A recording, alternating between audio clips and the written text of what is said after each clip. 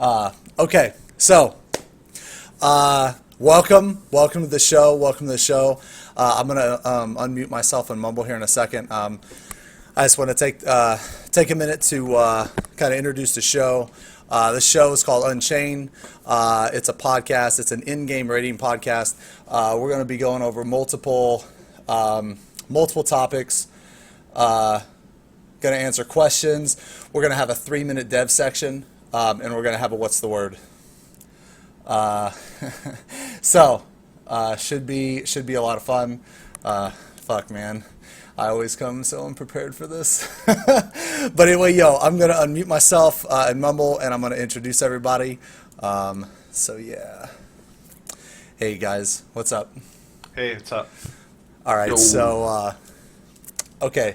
So, the people on the show today is... they're all my best friends. The first is my co-tank, Chet. I've been raiding with this guy for like 3 years, I think. Almost 3 years, 2.5. I don't know, man. It's since turn 5, since 2.1. Yep, since turn 5. Yeah, so I met Chet in 2.1 Titan Extreme Party Finder.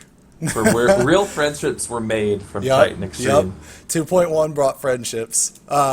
So Chet is my co-tank in one of my groups. Like I said, we've been tanking together for like almost 3 years, like 2.5, something like that.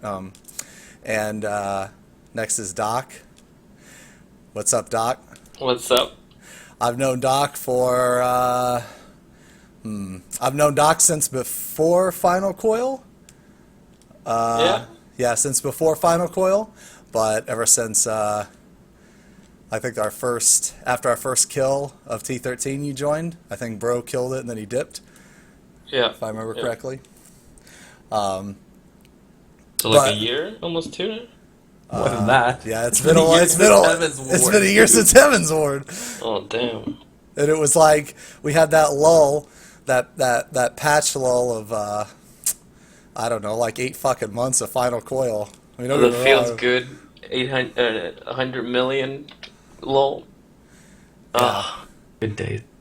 All right, and last but not least, he's also one of my best friends, Bok Choi.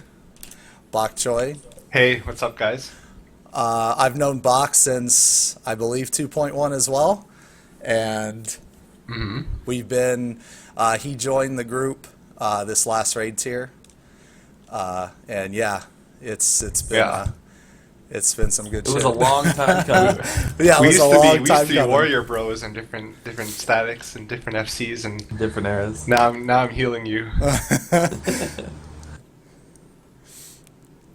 Okay, let's see. All right. So this is the first Unchained since the release of the creator.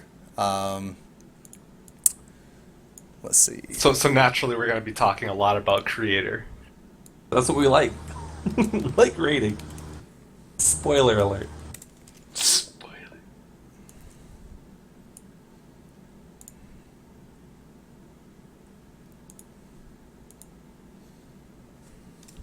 Sorry, I'm updating this.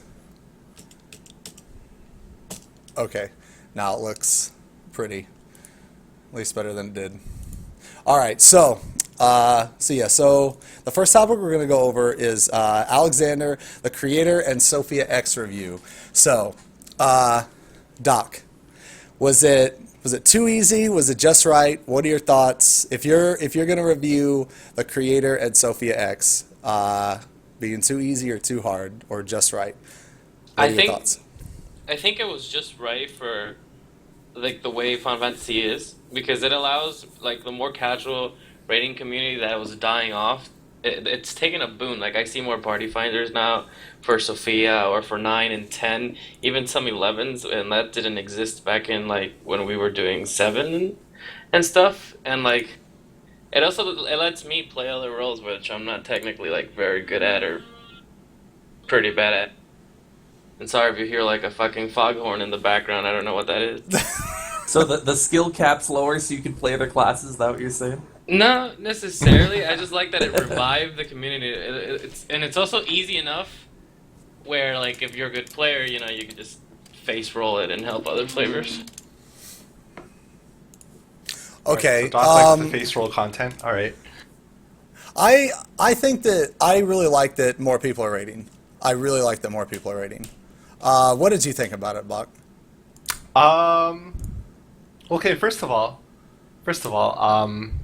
there were kind of two camps when Yoshi P announced that they're gonna make it easier, and so everyone kind of split into two camps. We had one camp that was like, kind of like, "Wah, this game's gonna be easy mode," and you know that's a valid point. I mean, some people thought Midas was too easy, and some people really liked how hard things were in Gordius. They're a very small minority, but I still think that their opinion should still be respected. And then you had the other camp that was kind of like, you know what, this game is too hard. People are quitting the game because it's too hard. A6 was a static killer, and A3 was the mother of static killers before that, right? But when it comes to creator, I felt that it was necessary to make it easier, but I think they overshot it a little. I think it was undertuned. I like the fights themselves. I didn't think the mechanics themselves were too easy. I just thought that because you weren't really punished for failing mechanics, and I think they overdid it a little. I thought the gear check in Midas was extremely low. I thought that it could have been higher. Yeah, it definitely could have been higher. Because like you shouldn't be skipping mechanics in fucking 250 gear. Talking Crater? 240 Crater gear, or dude. Midas? 240. You said Midas. Are you talking? Or Midas? sorry, I'm talking about Creator. Creator. I'm Talking sorry, about I'm talking about Creator. Yeah, sorry. I still fucking call the. God damn it! I still fucking call the Creator weapons Maiden weapons. I don't know why. I Old just habits fucking die do. hard, man. I still date things 2015. Okay. So I met the Creator. Like I thought that I thought that the gear check was like insanely low. Like you should not be skipping mechanics like that. Like A11 is like the most fun and the most shit fight ever. It's the most fun. Well, it's one of the most fun because the mechanics are awesome. Like the boss is really cool. He does like neat shit, but at the same time, On the first week, you could skip the Yeah. permanent damage stack on the boss on the first day. Yeah. So it's like, are you fucking serious right now? And it makes it really irritating when you're not BIS as well, because when you're not BIS, you constantly have to relearn the fight and relearn how to use your CDs because you're skipping shit that you're not used to, and it makes it very irritating because it shouldn't be that way. Like you shouldn't have to, you shouldn't have to fucking like watch your damage or like be worried about face pushes when you're not like best in slot or when you're not even 260. When you're not even 260, you're just fucking, you're in baby dick gear. It shouldn't. It shouldn't be that way. But what did you think about it, Chet? I like the way that the turn 11 rages, right? The enrage isn't based on time or DPS. It's how well your group handles mechanics. Like on our first kill, we had 1 HP left in our tower, right? But there's other groups that saw like 3 mechanics past that because they were way better at mechanics than us, right? So I think that's more of a cool system if they did more stuff like turn 11, but like 12 we were never pressed for mechanic, like pressed for enrage. So I just think that it's the gear check was a little bit too easy, but I don't know. I feel like our groups, we understand, that every class is a DPS. Tanks are DPS that also have to, mitigate damage. Healers Hold are aggro. DPS that have to heal sometimes, right? But if they geared all fights towards that, then 99% of the population would clear a fight, right? Yeah. So it's really hard to balance DPS checks around groups that tanks and healers actually do damage, right? Yeah. This kind of So- goes back to what we were talking about last show. It's Sorry. just like I was just gonna Sorry. say I just think that just players of the game that are at the upper echelons are so good at the game that they can't tune fights around that because most people wouldn't kill the fight. So it's like a drawback to being a good player is fights are going to seem easier, and gear checks are going to be almost non-existent. It's just the nature of being a good player in this game.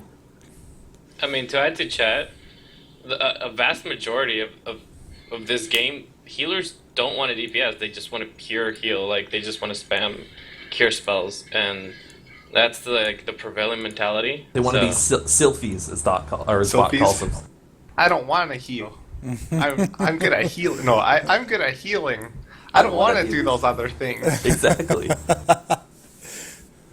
Well, hopefully they did mention at FanFest that they're going to add something in 4.0 for the hardcore players. So hopefully that third raid tier is not just a pipe dream. Hopefully it's a fucking legit thing.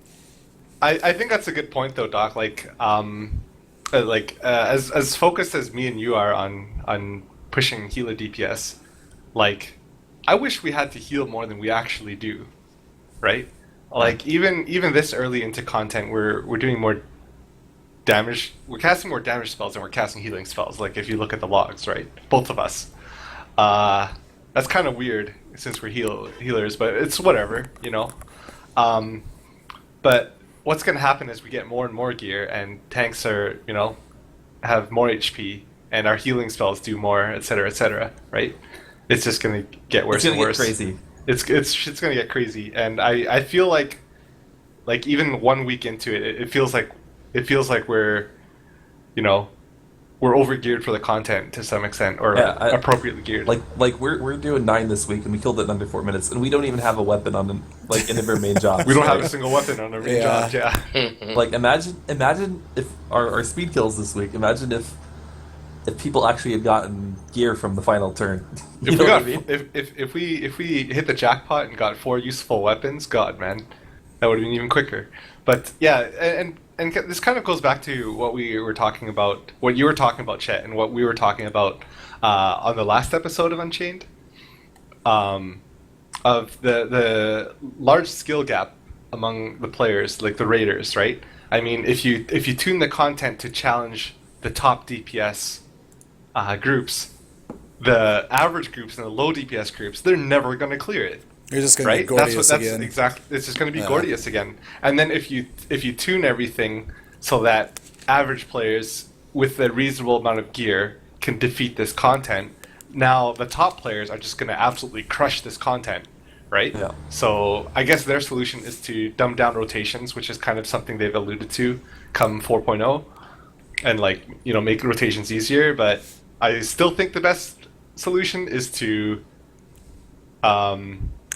make it for the game to make its own players better at the game, you know, give some sort of support system so it would increase the average skill level of all the players, right?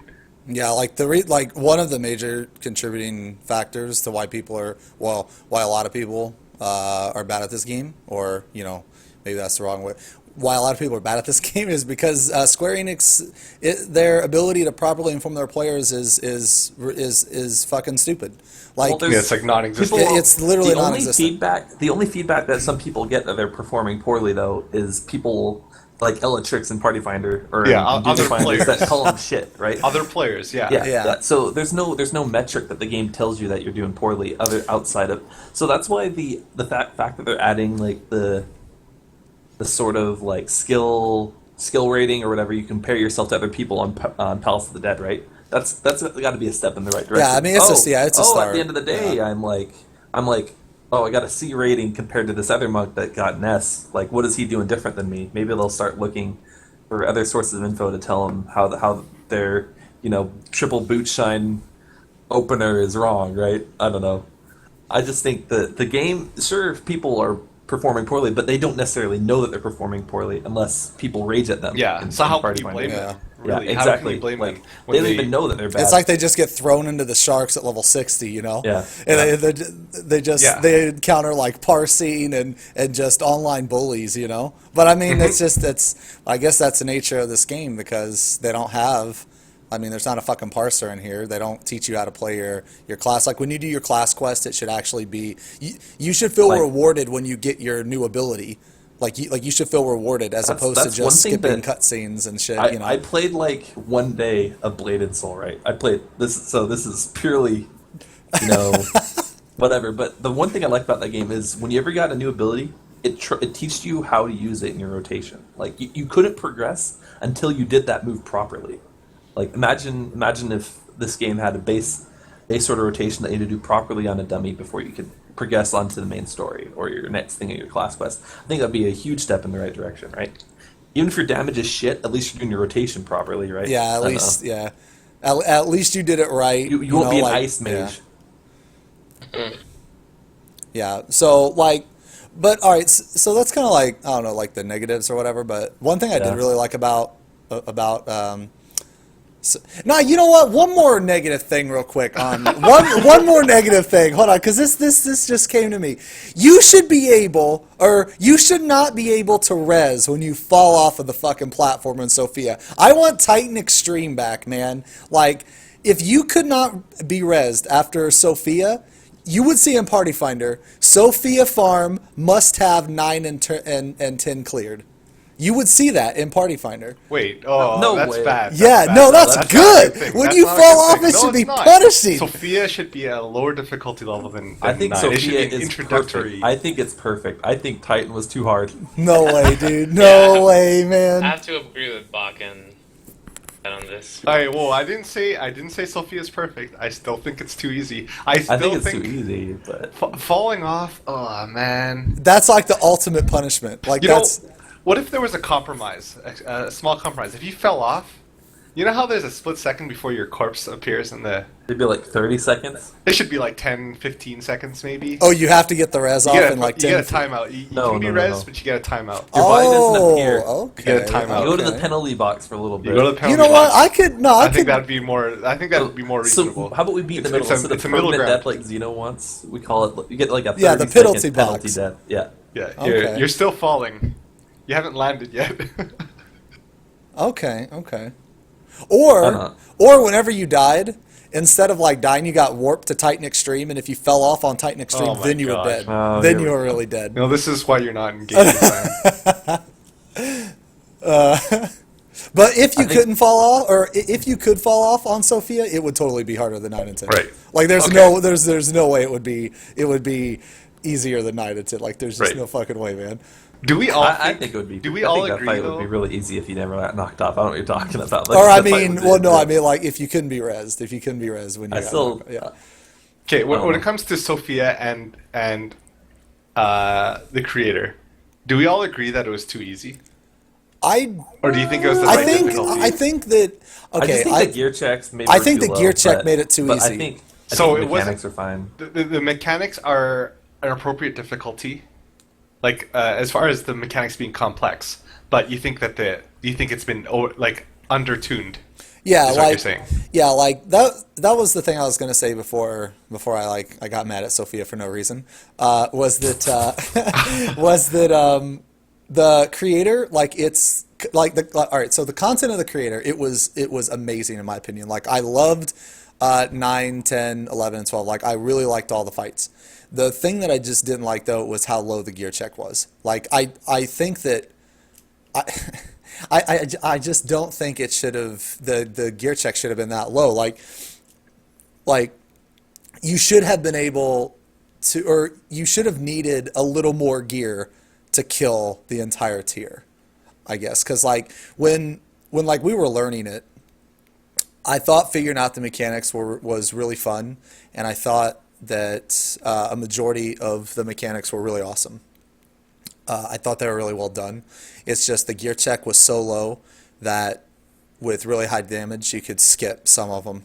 And this is like week fucking 1, you know. I mean, I remember in 10 we skipped the first tank buster like on accident one time. And that's just like, whoa, wait a minute. Or not tank buster, but you know what I mean, like the tank swap, right? So we accidentally skipped it and we're just like, whoa, what the fuck? You know, and it's like, okay, wow, we're not even we're like in fucking 250, not even, you know. So that I thought the mechanics were awesome, but I just thought the gear check was really low. That's all. I thought the mechanics were a bit too forgiving. I felt that when we killed 9 and 10, even though we had like we knew all the mechanics and stuff. When we killed 9 and 10, I felt like we haven't properly learned the fight yet, and it's like, oh, the boss is dead. Yeah. I mean, in 10, the first time we got it below 40%, we killed it, and that was the attempt. I found out the range of the steamroller, and we still killed the boss. We're just like, what? That's it? That's what it felt like. Yeah, That, like, when a lot of we the killed times- 9 and 10, I was like, that's it? That was pretty much. my reaction. Yeah, pretty much like I remember having like my cooldowns worked out and like making callouts and shit when we were first getting our first kills of a lot of previous raid tiers. But 9 and 10, it was just kind of like, all right, what's happened next? Let's just beat react the to what boss the up. boss is doing. Yeah. Yeah, I don't know when I was able to safely DPS. I didn't know when I was able to, when I should be popping my cooldowns, and just like that, the boss is dead. I have to. Of course, your mileage may vary. I mean, different groups Like, spend different amounts Yeah. of time, and so be it. But that's just my own personal experience. It's kind of anecdotal, but if it's possible for even at players like for our skill level, like I guess we're above average, but still, I don't know. I think it's just it shouldn't be that way. I have to agree for 11. I think it should be a little bit harder for like the gear, but like most groups now are now getting to 11. Like we're the exception, right? Most groups are now working on 11, progressing through second phase, or like the Lapis or the or past that, right? Right? They're not even on 12 yet. So I think it was a bit undertuned because you could skip mechanics, but I think it's fine for like Okay. how the player base, the majority. Okay, so this is probably the wrong way to think about it, but the reason why I say that it was that it was really like well tuned or whatever, except for the gear, is because I kind of think of it like, okay, well, this was obviously this was obviously more simple than Midas. In my opinion, Midas was the perfect difficulty. It was legit the perfect difficulty. I thought Midas was fucking awesome. That was one of, if not the best raid tier, in my opinion. But I think that this raid tier would have been like the perfect difficulty if they would have had a savage version of it.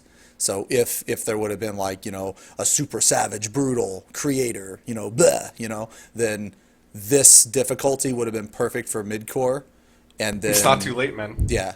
So, I mean, hopefully they do that. I don't think they will, but that's the dream, right? I have faith, man. I think they will. I think they will. I think they need it. Honestly, like I have.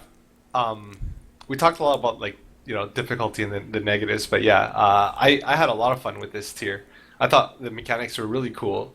None of the fights were particularly annoying. Like, I don't know. I thought cooldown resets first of all were amazing. Oh yeah, the CD you gotta the CD factor that reset into- kind of It made raiding a lot more fun. yeah it You kind took of breaks because you wanted to, not because you had to wait for perfect balance, right? yeah. Like Or that whatever the that hell. was probably one of the best things they've ever added to this game. If they ever take that away, oh, the riots that will happen if they take that away, you know what? I don't want to see them because they're going to be Hell too yeah. terrified, man. I think like yeah. So going to what you were saying was that like some of the annoying fights. So like in Midas, one really fucking annoying part was the second phase of A8. That Oh, part, hell yeah. that part was awesome, but at the same time it was AIDS because you had to hold damage and the phase pushes and you had to. There was just Holding there was damage just too sucks. much shit, man. Yeah, it was just too much shit. It was too much annoying shit, and there's nothing like that in the creator, which is I really, like that really phase awesome. though. I like that phase. It was I- fun to do, but you're right. Yeah, I really like that phase. I thought it what? was awesome. Oh, you like the This is robots clunky. phase? Yeah, I really like liked that? the robots phase. I thought it was awesome. See, but I think that is the stupidest phase that's ever been in this game. And it well, what needs if to okay, die all right. and Well, burn what in if hell. what if the DPS? What if you didn't have to hold DPS? Well, that would be a lot better. Yeah, You don't exactly. have So the only thing wrong with that phase is like the DPS. that's the one thing that there isn't, at least that we've come across yet. There's no reason to hold your damage in this tier, so it's just infinitely better. I'm in my okay with opinion. holding damage. I'm okay with fights requiring you to hold damage, like Moogle, for example. You know, you have to be careful not to kill the Moogles too quickly when that fight was relevant. I thought that was cool, but stupid things like, oh, you just automatically wipe for like arbitrarily Yeah. having this much DPS. It's really dumb. Yeah. But anyway, I thought the fights though in Creator were, I thought the mechanics were cool, the fights were cool, the visuals were cool. Everything is good. My only concern though is how long will it last, given how easy it is. That is Yeah, my concern yeah. right now, because stuff can only stay fun for so long, and I think difficulty ties into that a lot. I really hope they don't repeat the same thing with Final Coil. Like, don't get me wrong, Final Coil was amazing, but having fucking what was it, 8 Echo? months of Final Coil? Oh. Like 8 Oh, months right. of Final Coil before the expansion. That was like, holy shit! I was fucking done with Final Coil. Like, I was Hibernation mode. done. For that reason, I think it's absolutely like imperative that they come out with a super savage difficulty, because as it stands now, this content, the replayability of the content is directly related to its difficulty level, and if it's this easy, we're gonna get bored of it eventually. Sure, we could do it on alt jobs and stuff like that, but you know, it's just, it's not gonna last that long, right? We're already down to 1 rating day, and we're, you know, within 2-3 weeks of the content. So if they made a super savage, that would keep, you know, the top players busy. Yeah, it would Without also. really, they don't have to really add that much. I mean, like they just tweak some I mean, numbers, add some mechanics. Yeah, I don't know. It's easy for us to think, man, it would be so easy for them to just add more difficulty, but who knows Right. what it really would take for them. yeah, fair you know? enough. The- But Because I know they that wouldn't would have sate to. such a small population of raiders. You know, maybe that dev time would be better spent on. I making wouldn't stuff even for care the if they next just expansion. literally kept everything the same, just increase the gear, the gear check to like max gear. That would be, I mean, that alone would make the DPS checks like a lot harder. Can you imagine if you had to have full gear on the fucking 4 holy ads? Can you imagine how much damage they would do if you were required to have full gear and vit melds? Ooh, yo, that phase would hurt. Yo, that would hurt. Like, you know, now we're almost getting to the point where it just kind of tickles, but, you know, like imagine if we were in best in slot, right? Like, we're going to kill them so fast. But So you just wish that the bosses had echo instead of players. yeah, exactly. I think that Okay. I mean, like that's if they went the complete lazy route. Like obviously I would want if they redid some mechanics and stuff, but if they just wanted to go the complete fucking lazy route, just give the fucking bosses echo. Because like the really cool thing about like the Super Savage or whatever is that for like me personally, there's not like because there's no gear involved, there's not like a huge, I guess, like need to clear it. I'm not saying I would want to take my time, but I'm saying that it wouldn't like. I'm saying that if we took a little bit longer on the Super Savage, I would be fine with it because it would give us more time to develop like better strategies because gear isn't involved. Because like when gear is involved, you just naturally want to hurry up and kill it so you can get your gear. But if like Right. gear isn't There's, like, involved, pressure on you, too, yeah, right? yeah, exactly. So like You if can take your time with it. yeah, and you can develop like better strategies because sometimes like during Right. prog you have these super weird fucking dumbass strategies that like after you kill it you're just thinking to yourself, you're like, why the fuck did we ever do that? why did that thought ever enter our brains, and who said it was okay? You know, like I just think that a Super Savage difficulty, if they put it on the patch that the, you know, like the Crystal Tower bullshit patch, you know, the catch up patch, if they came out with that during that patch, it would be like fucking perfect because it would give everybody something to do. It would give everybody something to do. What are you talking about? There's gonna be more. There's gonna be the 24 man to do. What are you talking about? Oh, There's God. plenty of stuff to do. I would even be But- fine with a Savage version of the 24. Oh.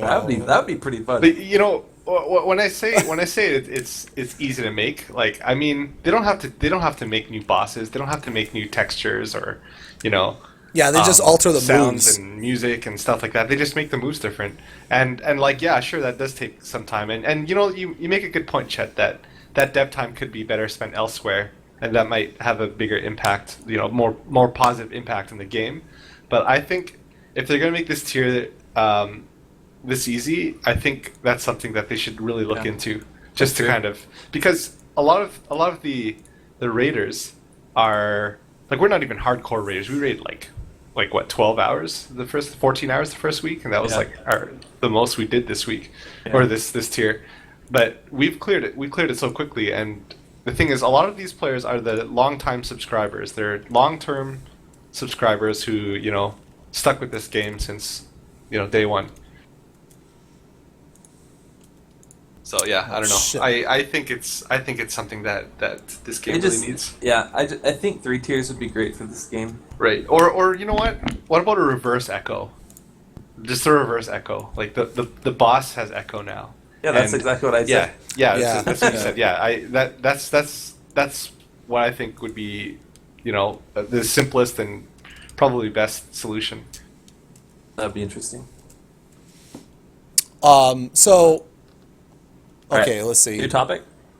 Uh, Or did we always? yeah. I think we covered that pretty good. Since I do have one question though. Okay, so you remember how they used to have like hard modes, like Titan hard mode, you know, Ifrit hard mode. Then they made the extremes. You think they should go back to that? Because Like 3 difficulties for primals. yeah, I think- well, I don't maybe know. not Hard normal extreme. mode, I like think it's well, because that was tied into the main story of the thing. well now wasn't Sophia tied into the main story? Yeah, but it wasn't part of the leveling process, you know? Yeah, that's true, I guess.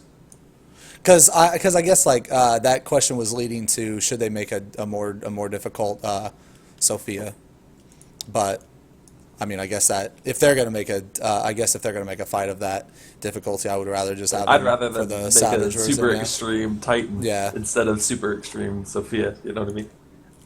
Yeah, I think so too. Okay. Fair enough. Okay, so we can move on. The next topic. Hold on, let me.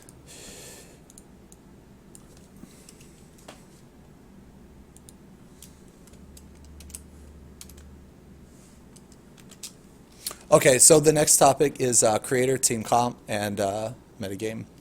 So, let's see. Okay, so let me start this one off. I think that this raid tier, for the first 3 turns, it was really good for Paladin Warrior. It was just as good. Well, I guess it was arguably just as good as Dark Knight Warrior. Hold on. Before you say that, I think int down's pretty good in both 10 and 11 if you're going to be I think progging okay. them. So previous tiers, you know, you required a diverse team comp. You needed 4 different DPSs and 2 different healers and 2 different tanks because you needed LB for certain things. This tier, I think the only requirements to setting up a raid to a team comp is having an int down and having a support DPS. Warrior. Other than that, you could probably kill warrior. it with any. A warrior would be warrior. Okay, a warrior. Okay, okay. Sorry. Okay, you need a warrior. You need an int down, and you need a support DPS. Other than that, you could have the wonkiest team comps, and you'd be fine. I think with this tier. Probably, yeah, probably. Yeah, well, That's just due to its sheer like the Well, there's- easiness of the. Like 7, you're required to have a caster for early prog. You know, healers could do it towards Yes. the end. Yeah. You needed LB, you know, when you're doing prog on like 8, you know, and like 3 and stuff like that. You needed a diverse team comp to build Did LB. you need a caster? Some groups progged that without a caster. It was probably very difficult, but and they're I probably would pretty say- good groups, but still, they did it. I don't think any I'm groups. I'm talking base here. I'm talking Okay. the typical group. Yeah. You Yeah. could- Fair Yeah. enough. Okay. Sure. I think if you're going to build a team right now, you know, Yeah. just of friends, you need a warrior. I think you need an int down, be that Dark Knight or Monk, and you need a support DPS. Other than The that, bard. your team When you comp say could be support DPS, anything. you mean bard or machinist, right? Yeah. And then Okay. you need at least a Astro or a Scholar for shields. So you And can't then- have 2 white mages. Yeah. So Okay. 2 white mages is out. What about 2 Okay. scholars? You can do 2 scholars. you 2 do- scholars Okay, is yeah, fine. okay, sure. Well, the reason why I Okay, brought up fair, that's Paladin was because it was, obviously, like Dark Knight was better in Midas and Dark Knight was way better in Gordius. So that's the reason why I brought up Paladin was because in this raid tier it was fine. It was, it didn't. I mean, it didn't. It wasn't optimal, Paladin- but it didn't hinder you. So what you're saying is Paladin is better now than it was in Midas. I think so. Yes.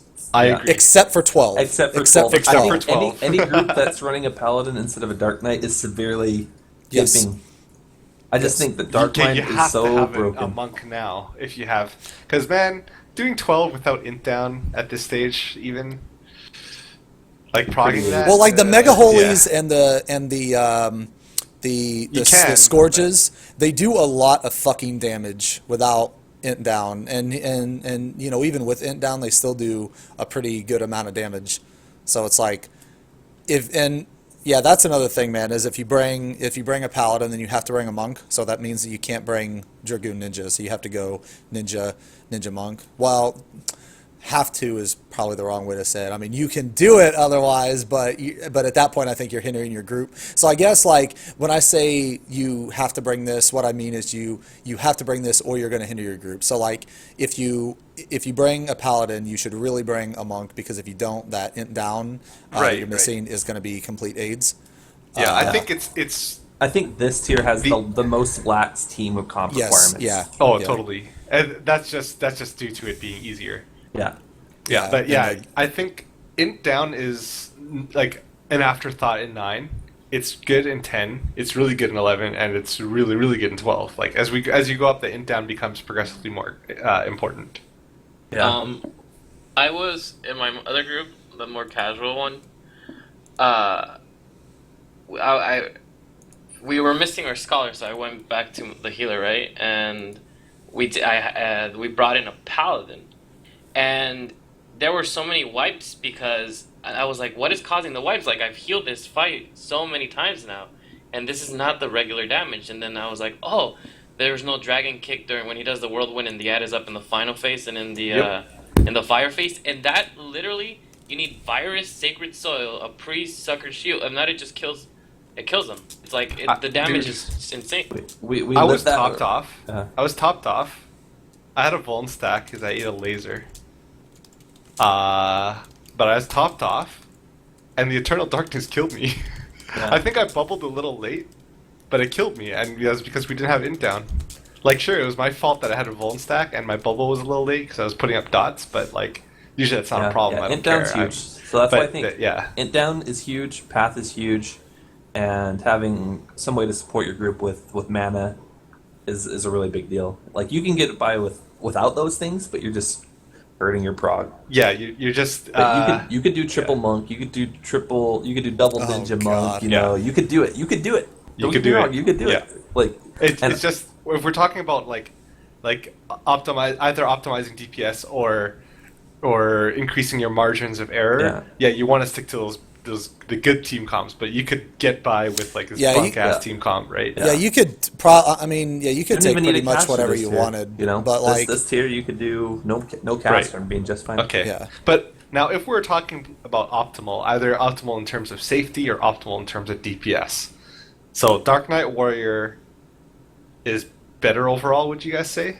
Definitely 100%. Yeah. Dark I Knight think Warrior is Paladin better. is Except for better around 9. I think Paladin is better at 9. I think they're both okay at 10. Paladin takes less damage, obviously, but on 10. It's not worth it. But I'd rather the tank that's dealing more damage and providing int down, right? Like from healer perspective, anyway. I think that a paladin will tank better in 9, but I think it's still better to bring a Dark Knight just simply because they do more damage. They don't do 9 that or much 10? more damage. 9, It's not in that 9. much more damage. In 9? You're right. It's Sword not Elf is that. buffed now, though. The when I use Hollowed, it lets the healers completely ignore me, right? Mhm. And we don't have the benefit of benediction. Yeah, So, a properly like, timed Hallowed. A The properly timed Hallowed yeah. lets the healers go full DPS on all 6 ads or whatever, Yeah. 100%, and they can ignore the main tank. I think that is huge. I think That's that is that's a really By good the point way, too. For anyone going Paladin in 9, if you're gonna pop Hallowed Ground, pop it as soon as you see the blue marks appear on people's heads for Acid Rain. That's the best time to pop it. One, it's because So like, you other might people are getting do- healed. So hold on. Oh, sorry. And I then- didn't and know two- we're talking strat. Oh, and no, I just want to mention this one thing. Okay, and two, the Hallowed Ground covers 2 cleaves if you time it just right. So I find that to be so helpful because that's when healers want to DPS those ads down, and that's also when the most healing is required. So if you pop Hallowed there, it opens up a lot of doors for the healers. Anyway, sorry, you were saying, Chet? So, I think Okay. so I think Sheltron is really really good at 9. I think Sheltron is ridiculously good at 9 because it's up for like every scrap line. One thing I did notice on like because I progged it on my other group as the Dark Knight, and I noticed that on the scrap line that was right before the Faust, I literally would have nothing up because I would use the like Shadow Skin for like the first scrap line, and that would cover that one and the two and then the 2 cleaves.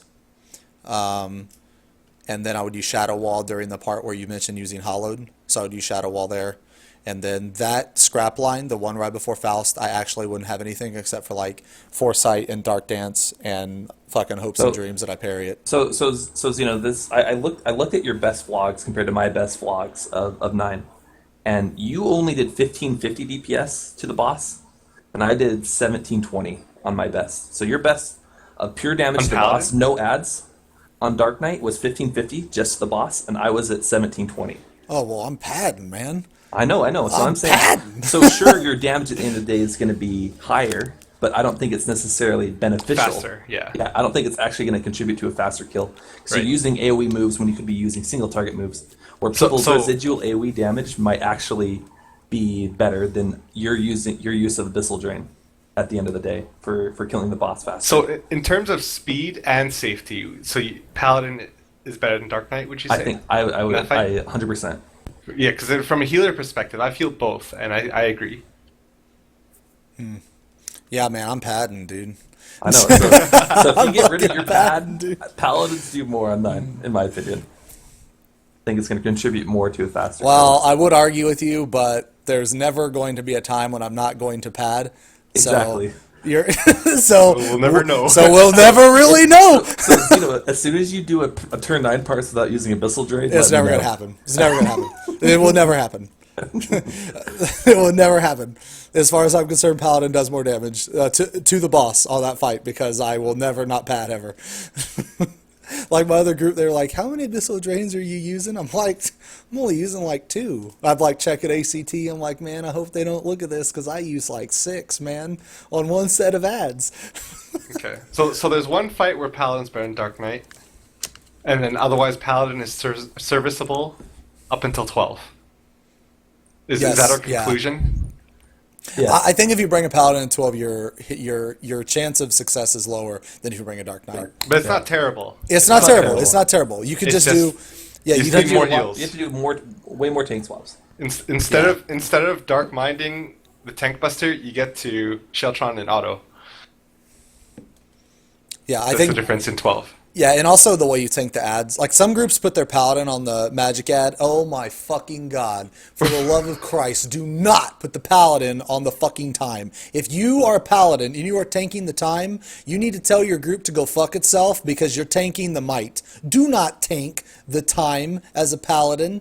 You have Bulwark and Sheltron. Are you fucking serious? The one time Bulwark is good. The one time that you're like, yes, Bulwark. You're not gonna fucking use it? Are you kidding me? Get the fuck out of here. Yo, you Tank gotta the put that fucking trigger might. thing on your Oh head. my fucking god, dude. I'm That's fucking what- triggered right now, dude. I'm fucking triggered, man. Look what you started. That's what one of the groups that was doing Alexander Prime as a paladin and from Leviathan was doing. I'm like, wait, why the fuck are you doing that? The other It doesn't make any sense, man. Yeah, Like I'll see that like because I lurk a lot on the on the stream and stuff, and I'm just watching this Paladin tank the fucking like time, and it's like, are you serious right now? Just fucking like, cause you can kill it faster on a warrior, and you have IB if you really really want it. You know, I've never tanked the time on warrior because, like, I don't fucking bring a paladin in 12. Because sometimes I'm a smart player, but I mean, it's just like one of those things where if you are going to bring a paladin in 12, please fucking have the paladin on the might. Tank the appropriate Yeah, ad, right? like a paladin is quote unquote supposed to be superior in tanking physical damage. That's right. Why the fuck would you not put that tank on the physical ad? It doesn't make any sense.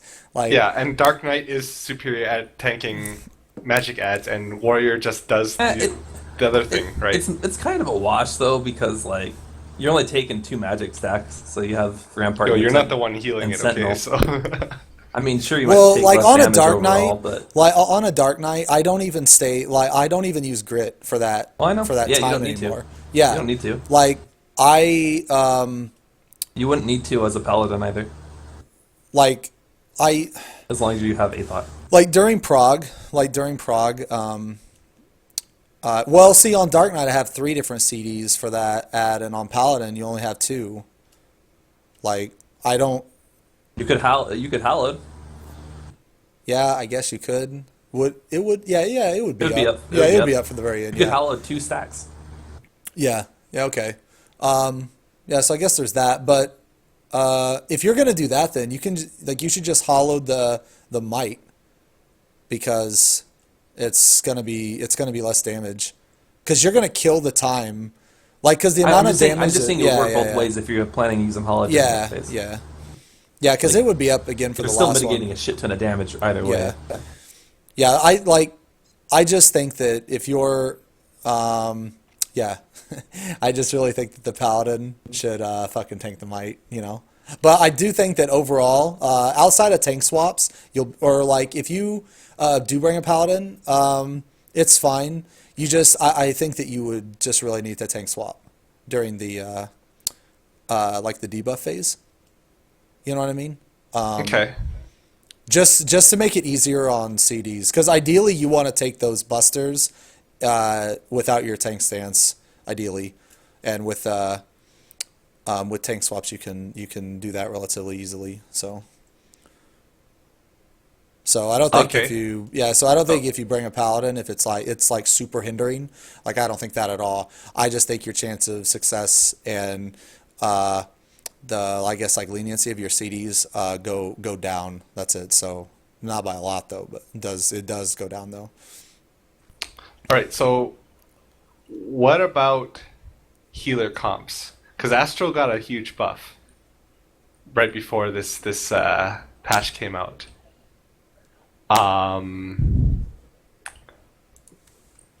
So, okay, Doc, what do you think about healer comps this tier? I think Scholar Astro is the best for progression. I do think Scholar works in some particular fights, especially with coordination, and I do think that there are, like, for speed runs and for just burning things down, like double Astrologian is a thing that can, because there's one in Diurnal, one Nocturnal. Okay. I think it's doable. A White Mage, on the other hand, is You need a lot of coordination, though. Like, yeah, for all 3 you do. yeah. Need coordination. And one problem is, even with coordination, if I was to ever put a single target balance in somebody, now the other Astro's locked out of using expanded Royal Road, because it's going to overwrite the single target that I just put on somebody. So you're losing value there. So besides that, I mean, I think double Astro's fine. But I do agree with you, though, that Astro Scholar is like the god comp right now.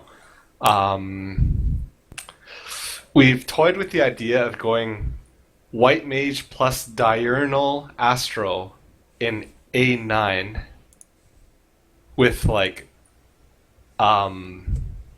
Holy and Gravity and a size. What do you think about that? Does that have any merit? I think it's perfectly fine, because there is hardly any time in 9 where you need actual shields at all. Like, you just need to raw heal it. like just for maybe a tank buster. But at the rate we're burning it right now, there's literally no reason to get that extra atlo out, right? Like if you're cutting GCDs, unless it's a Yeah. planned atlo with a swift cast or whatever. So it's like I prefer it honestly. I I think when it comes to healing, like, okay, uh, one thing about this tier is, okay, White Mage Astro was complete garbage in Midas because you needed the Scholar. You really, really needed that Scholar. But now that they buffed Nocturnal Astro, White Mage Astro is not too bad. It's not too bad. The only thing I have against it is I think Scholar is still OP as fuck. I think Scholar is still the best healer. I think their damage efficiency is just super high right now. Even in a fight like A9, I think Bane is the most powerful AoE spell in the game. Well, as far as healers are concerned. But yeah, Bane's insane. Um, but besides that, I think the three team comps where you have two different classes. So White Mage Astro is fine. White Mage Scholar is fine. Astro Scholar is optimal. I think it's optimal not just for DPS, um, but it's optimal for mitigation too. Like you don't need mitigation as badly as you did in Midas, but I mean you also didn't. You don't. I don't know. I find that Cure 3 there are very few times where I wish I was a white mage for whether it's for Cure 3, Divine Seal, Benediction, or whatnot. Yeah, you definitely needed fucking mitigation in fucking 8, man. Oh, those J kicks Yeah, did so J much kicks. damage. There's nothing like that in this raid tier. Like that does Even that much Prog damage. 7, that double The sizzle double spark. lightning resist, Yeah, yeah. the sizzle beam. Yeah, you need mitigation for that, and I think that's where Astro Scholar really shined. And even though that mitigation is not as important these days, I think the sheer buffs that Astro got to their cards is the reason why Astro Scholar is the best comp now. Before it was just a meta thing, you wanted to stack the best mitigation, but yeah. So if there was a point in this raid tier where you could say white mage, like, is there a point in this raid tier where you would say white mage is better than Astro? No. Like even if it's just Uh, on a specific fight or a specific part of a fight? It's hard to say. I don't have any experience playing white mage in it, so anything I'd be saying is just strictly, um, uh, just theory talk, right? So I don't have any first-hand experience with playing white mage in this tier, but yet at the same time, there's no point where I'm like, oh man, I wish I was a white mage for this part, right? Um, I haven't played white mage except for 9 and 10, but healing with a white mage for 9, 10, 11, and 12, I completely 100% want Scholar Astro. There's just no reason for it. There's no like bursty like it doesn't even save GCDs for the burst healing that you have, right? Because if you do need that heal, at that point it's kind of like a Sacred Soul situation where you double heal. In this case, would be Cure 3, or in the Sacred Soul situation, it's you just put it down because it's gonna kill you or it's gonna not. So like, there's just no reason to. Yeah, I've heard good things about white mage in A11. I mean, what would it really be great for? I mean, I love having light speed for that part where you have to. It goes photon, whirlwind, and you're spamming and you're spamming Helios while in light speed. That's really nice. And I don't know, White Mage doesn't have anything like that. And for that one specifically, Divine Seal Cure 3, just one isn't enough. After the And photon, yeah, that's yeah, nice. so you do Succor, Divine Seal, Cure 3, and that's it. You go back to Cleric Stand. And Yeah, in the fire puddles, you can either do like for the DPS one, if they're standing close enough, you can do a Cure 3, or you have Asylum, right? So they're immediately ticking up no matter what, like their HP. But other than that, it's like um, it's still doable because with the Astrologian, you have like Disable, you have Virus, you have the Shield Succor, etc. yeah. Collective Unconscious gets a ton of mileage this tier as well, especially in that fight. Like there's so many good times to use it, like multiple times in a fight. So I don't know. I think Astro's just insane this tier. One thing I And that's noticed, even without the buffs, they're crazy. one thing I noticed about this tier compared to Midas is like there were no like super stressful points to like Benny a Living Dead. So like in 8, for example, like I progged with like 2 groups on Midas, and my other group, they had White Mage Scholar, and my SAR group had Astro Scholar. So one of the things that, like one of the challenges that we had to do on my SAR group was the Living Dead, the final punch, the very last final punch. Sometimes it was difficult to Living Dead there because if you're going to take the whole thing, it's gonna take about eight whole seconds for that sequence. So then that means you have to heal just a little bit, but then you can't heal too much, and then you have to heal the very last part within like 1 or 2 seconds. Whereas a White Mage can just benediction and it's just GG easy, right? But in this tier, there's nothing that even comes close to that. A6 too was like that when we used to Living Dead the Swindler ads. Yeah. Right? It was Yeah. really important there because you want to holy those ads. You want to gravity those ads, but you also have to heal Yeah. the Dark Knight. Yeah, so like I think take A12 for example. When you use Living Dead on the second punishing heat, there's really no pressure there because the cleave is going to kill you, and then the punishing heat usually takes about 5 seconds. So that leaves you with about 4 seconds to actually heal Living Dead, but the boss disappears immediately after the fucking tank buster, and that's like there's like a 1 to 2 second window where before the ads spawn, so there's literally nothing to DPS. So during that part, like healing like basically what I'm trying to say is you don't lose anything by using Living Dead there because there's nothing to hit anyway. So like just heal up the tank. Whereas like on like on other fights like 8 for example, there would be stuff to lose because you wouldn't be able to prep the party for like the J kick and stuff. Or well, you would still be able to prep, but you know what I mean. You wouldn't have as much time. That's what I'm trying to get at. Is you wouldn't have as much time. Whereas Living Dead on A12, there's literally nothing to do except for heal the tank. So you don't lose anything. So like Yeah, I think exactly. that's really forgiving. And then the same thing for in the very last phase, when you Living Dead the Scourge, there's literally no one to heal because the Holy Bleed has already went out. So it's Yep. literally just tank damage, and then the boss, he spawns the puddles. So all the AoE damage is already gone. So it's like, From an Astro point of view, while I don't have benediction for those, it always seems like Living Dead happens when I want to Sinistry anyway. So Sinistry Benefic 2, twice or Essential. That's gonna pretty much top off the Living Dead anyway, especially if I have a Benefic 2 proc. Yeah, so it's amazing. It's not that bad. I think in the last phase of A12, I've only died once because of Living Dead, actually. And that was because we were getting a feel for the amount of time. Right. You know what I mean? Like the amount of time that it takes to actually cast Chastening Heat, or whatever the fuck it is. Yeah.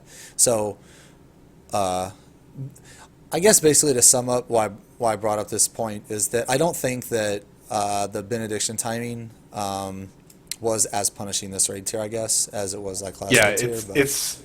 you're getting. I also I find that the mileage that I would get from benediction isn't as much as last year. Last year there's a lot of really good uses for benediction, but now it's just another. It's just an oh shit button. It's not as great as it used to be. Yeah. So so that was one thing that I brought up. But like what so we kind of covered like the tank and healer. Do you guys think there's any DPS what about wise? like DPS? Yeah, like what about the DPS metas? Like I think in it's a my- total shift in DPS, Yeah, which I well, will discuss in a second here, I guess.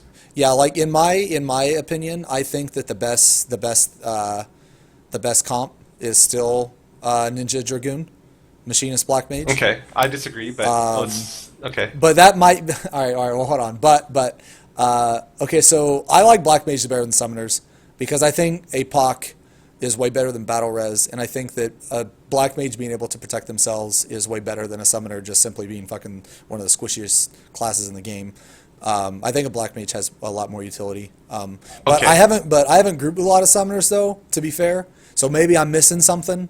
But I also think that Black Mage is better purely out of like I'm a little biased because I'm a tank, so I really like APOC. So Okay. there's that too. So I may be a little biased on that.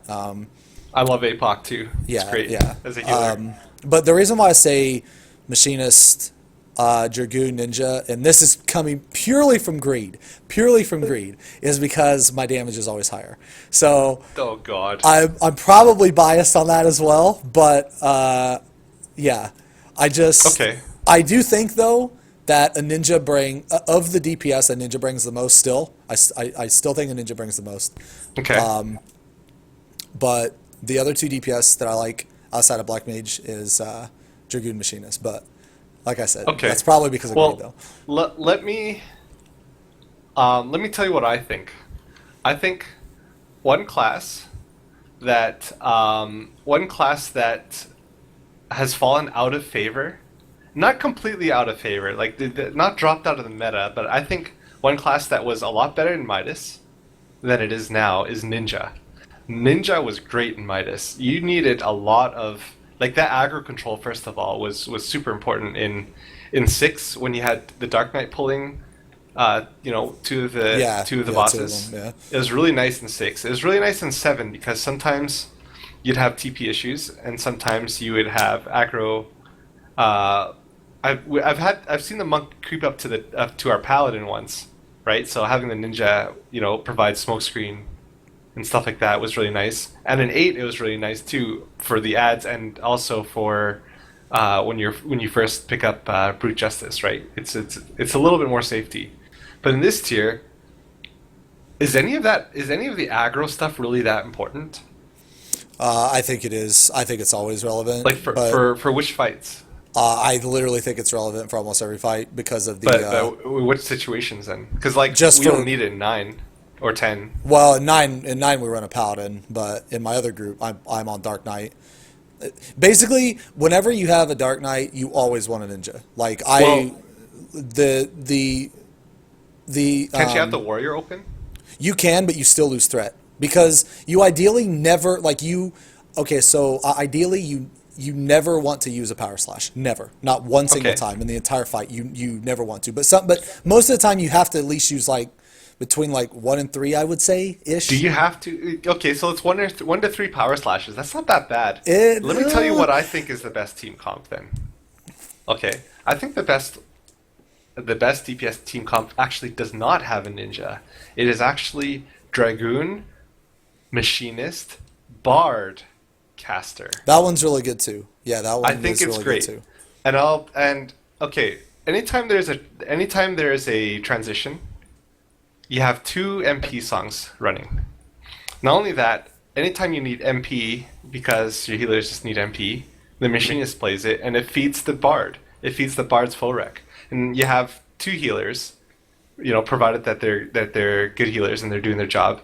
They're providing a lot of DPS, and plus the caster is getting full rec, and you're getting extra full rec because of the mana songs. So I think that team comp is amazing, and it benefits everybody. I mean, the Dragoon feeds the Bard and the Machinist, and Machinist is just a sheer massive damage anyway, as it is. The Machinist helps the tanks. Even the Bard helps the Warrior. And the Bard helps, the casters and the healers. So all around, and if you're really, really desperate for MP, you can just pop both mana songs and go, right? So I think that team comp is the new cool. As far as the only issue I have with it, the one weakness. Well, one of the weaknesses it has is, if this is important to you, is gear economy. Because you have 2 classes that want exactly the same gear. Well, I wouldn't say exactly the same gear. They want different stats. but I'm sure they can share the gear differently because their best in slot sets are completely different from each other, right? So for that reason, I think Dragoon double range caster is the best. Well, with double range caster and Dragoon, you lose because you have to bring a Dark Knight, and like if you bring a Dark Knight without a ninja, that's really really bad. It's really really bad. Is it? Yeah, to play at an optimal level. If like it is literally impossible without a ninja. In my opinion, it is impossible to play Dark Knight at the highest tier level without a ninja. Okay, but I could argue that and say to play a caster or a healer, it's impossible to play optimally without full rec. The damage you lose by not bringing a bard from a caster is a lot less than the damage you lose by bringing a Dark Knight without a ninja. A caster and Yes. 2 healers, and And I 2 totally healers. disagree. A caster and 2 healers. Yeah, I think so because You're losing because, hundreds. Yeah, you're losing Like that's a little 400, biased though, because 600 you're the one DPS. playing the tank. Okay, But okay, I don't all right, think all right. you're losing that Okay, much fair damage, enough. But you do lose a lot of damage. You do lose a lot of damage. Okay, I didn't think about the healers. I just thought about the caster. It's a net I didn't gain think for about the everybody. healers. Yeah, I think it's a net gain, and plus you have to keep in mind that the machinist is dealing more damage than than a ninja is in most fights, in almost all fights, with the exception of like 9 maybe. I have to agree with Bog. That was gonna be my thing too. Like, I've been running with a couple of like speedrun groups, Bard and Machinist, and oh my god, it is so beautiful. It's it's a world of difference. Like, I think you're just being selfish because you're the tank. well, no, and of course want I'm to being maximize- selfish. Yeah, of course. No, but I don't talking think. about the best, Okay, not so best for you, right? my point is that okay, so you don't lose as much damage obviously because again I didn't really think about the healers. I was just purely basing off the caster. So you do lose more damage, but bringing a Dark Knight. My point is bringing a Dark Knight without a ninja is absolute AIDS. Like if you guys mained a Dark Knight, you would know exactly what I'm talking about. I'm pretty sure that all it's Dark Knights in the chat will back me up on this. You don't play if you don't have a ninja in the group, you go warrior. That's just how it is. No ninja, no problem. I'll just go warrior. Yeah, okay, it's uncomfortable for you, but we're talking about the total net gain. Yeah, for the no, entire you're right. Party. Yeah, you're right. I agree with you. It sucks, but it sucks for you. But hey, man, it sucks for us not having full rec, but we just have to deal with it. And if you don't have full rec, you have to. If you do have full rec, somebody's gonna miss out on hypercharge, right? In So- Gordius and in Midas, I didn't have a ninja, so I don't really care that much. It's not that big of a deal. It's a huge deal when It's you're. not, no, it's- you're it's a making a huge mountain deal. out of a molehill right now, dude. That's Okay, I just came back okay. while here in No, baby rage, dude. it's a huge deal, dude. No ninja, I'm not playing Dark Knight. I'm not playing Dark Knight. I told I don't told know. my other group that too Well, it's a good because thing- for it's a some good thing reason. it's a good thing you're a warrior then. Well, because in for our some group, reason because the I don't care. fucking the ninja in my other group, he's like, man, I got all this monk gear. I want to go monk, and I'm just like, Well, no, dude, what if don't I, go what if fucking I was monk. the same way? What if I was the same way? What if I was like, yo, man, no bard? I'm not healing. Fuck that. Go find another healer, right? Like, hey, No. man, I don't do that. Like, it's just I'm like on, you you know can't what? like Okay, like we're- okay, all right, hold up, hold up. Hold on, dude. Let's strictly talk about what's best, not what's best for Xeno. What is the best team comp? Well, no, I already agreed with you that you don't Okay. lose as much damage. Yeah, you don't lose as much damage. Like you gain more damage. Yeah, like I said, when I initially said that, I wasn't thinking about healer DPS. I was just thinking about just the single caster. If you compare just a single caster, a Dark Knight loses more. But you throw the healers in, and then it's a whole different. It just completely shits on the Dark Knight, and that's fine. But like when you have a ninja, you play differently than when you don't have a ninja. That is Of course. it is like fucking it is like light and day, Yep. and you have to power slash a couple times, and you're gonna lose more some MP. it's more than a couple, and not only is it more than a couple, but it means that your MP management is now all fucked up. It's now you have to do things differently because where you think you have mana, you don't have mana. You have to conserve more mana than you normally do, which changes the rest of the fight. It is a complete change. Like it's a Okay. complete So change. basically the Dark Knight has to get good for the betterment of the rest of the party. It's if you're really on that not team as comp. big of a deal as you're trying to make it sound. I like it I, is. That's dis- what I I'm trying to disagree. say. I think it is. I think it is. It's a big deal. You're so biased right now because you're the Dark Knight. Well, of course. You're I'm so the Dark biased Knight, right and I'm now. like, it's not that big. Yeah, of a that's deal. the Dark Knight too. So I don't baby rage when I lose like 20 DPS like Zito would. Dude, if I Right, lose a see, single there you point, one DPS, and I'm like, I should have had shade there.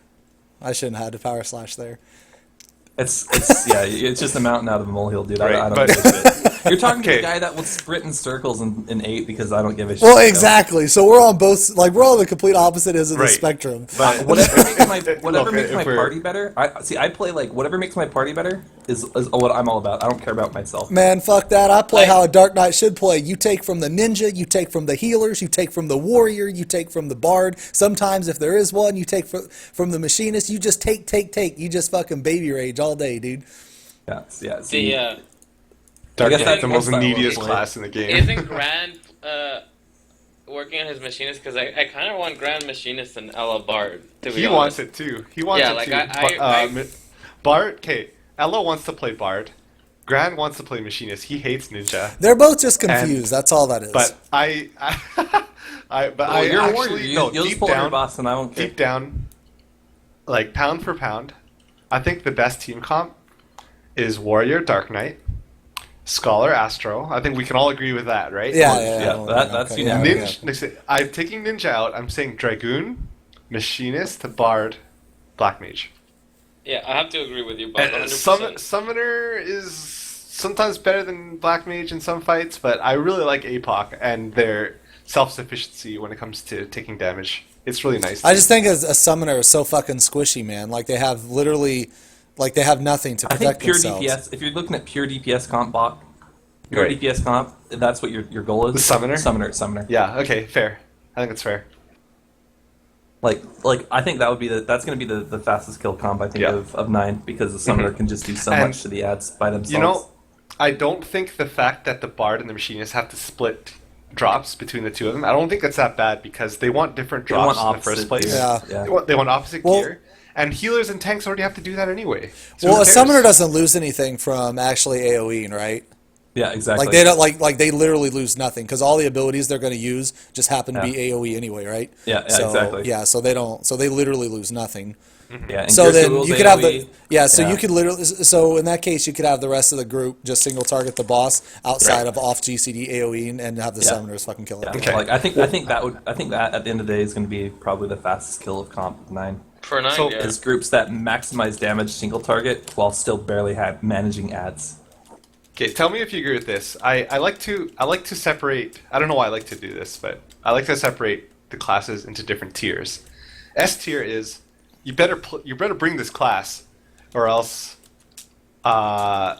you're gonna bring this class, or else your group is gimped. A tier is you don't have to bring this class, but it's optimal to do so. B tier is this class is pretty good. It fits into any team comp, and it's good.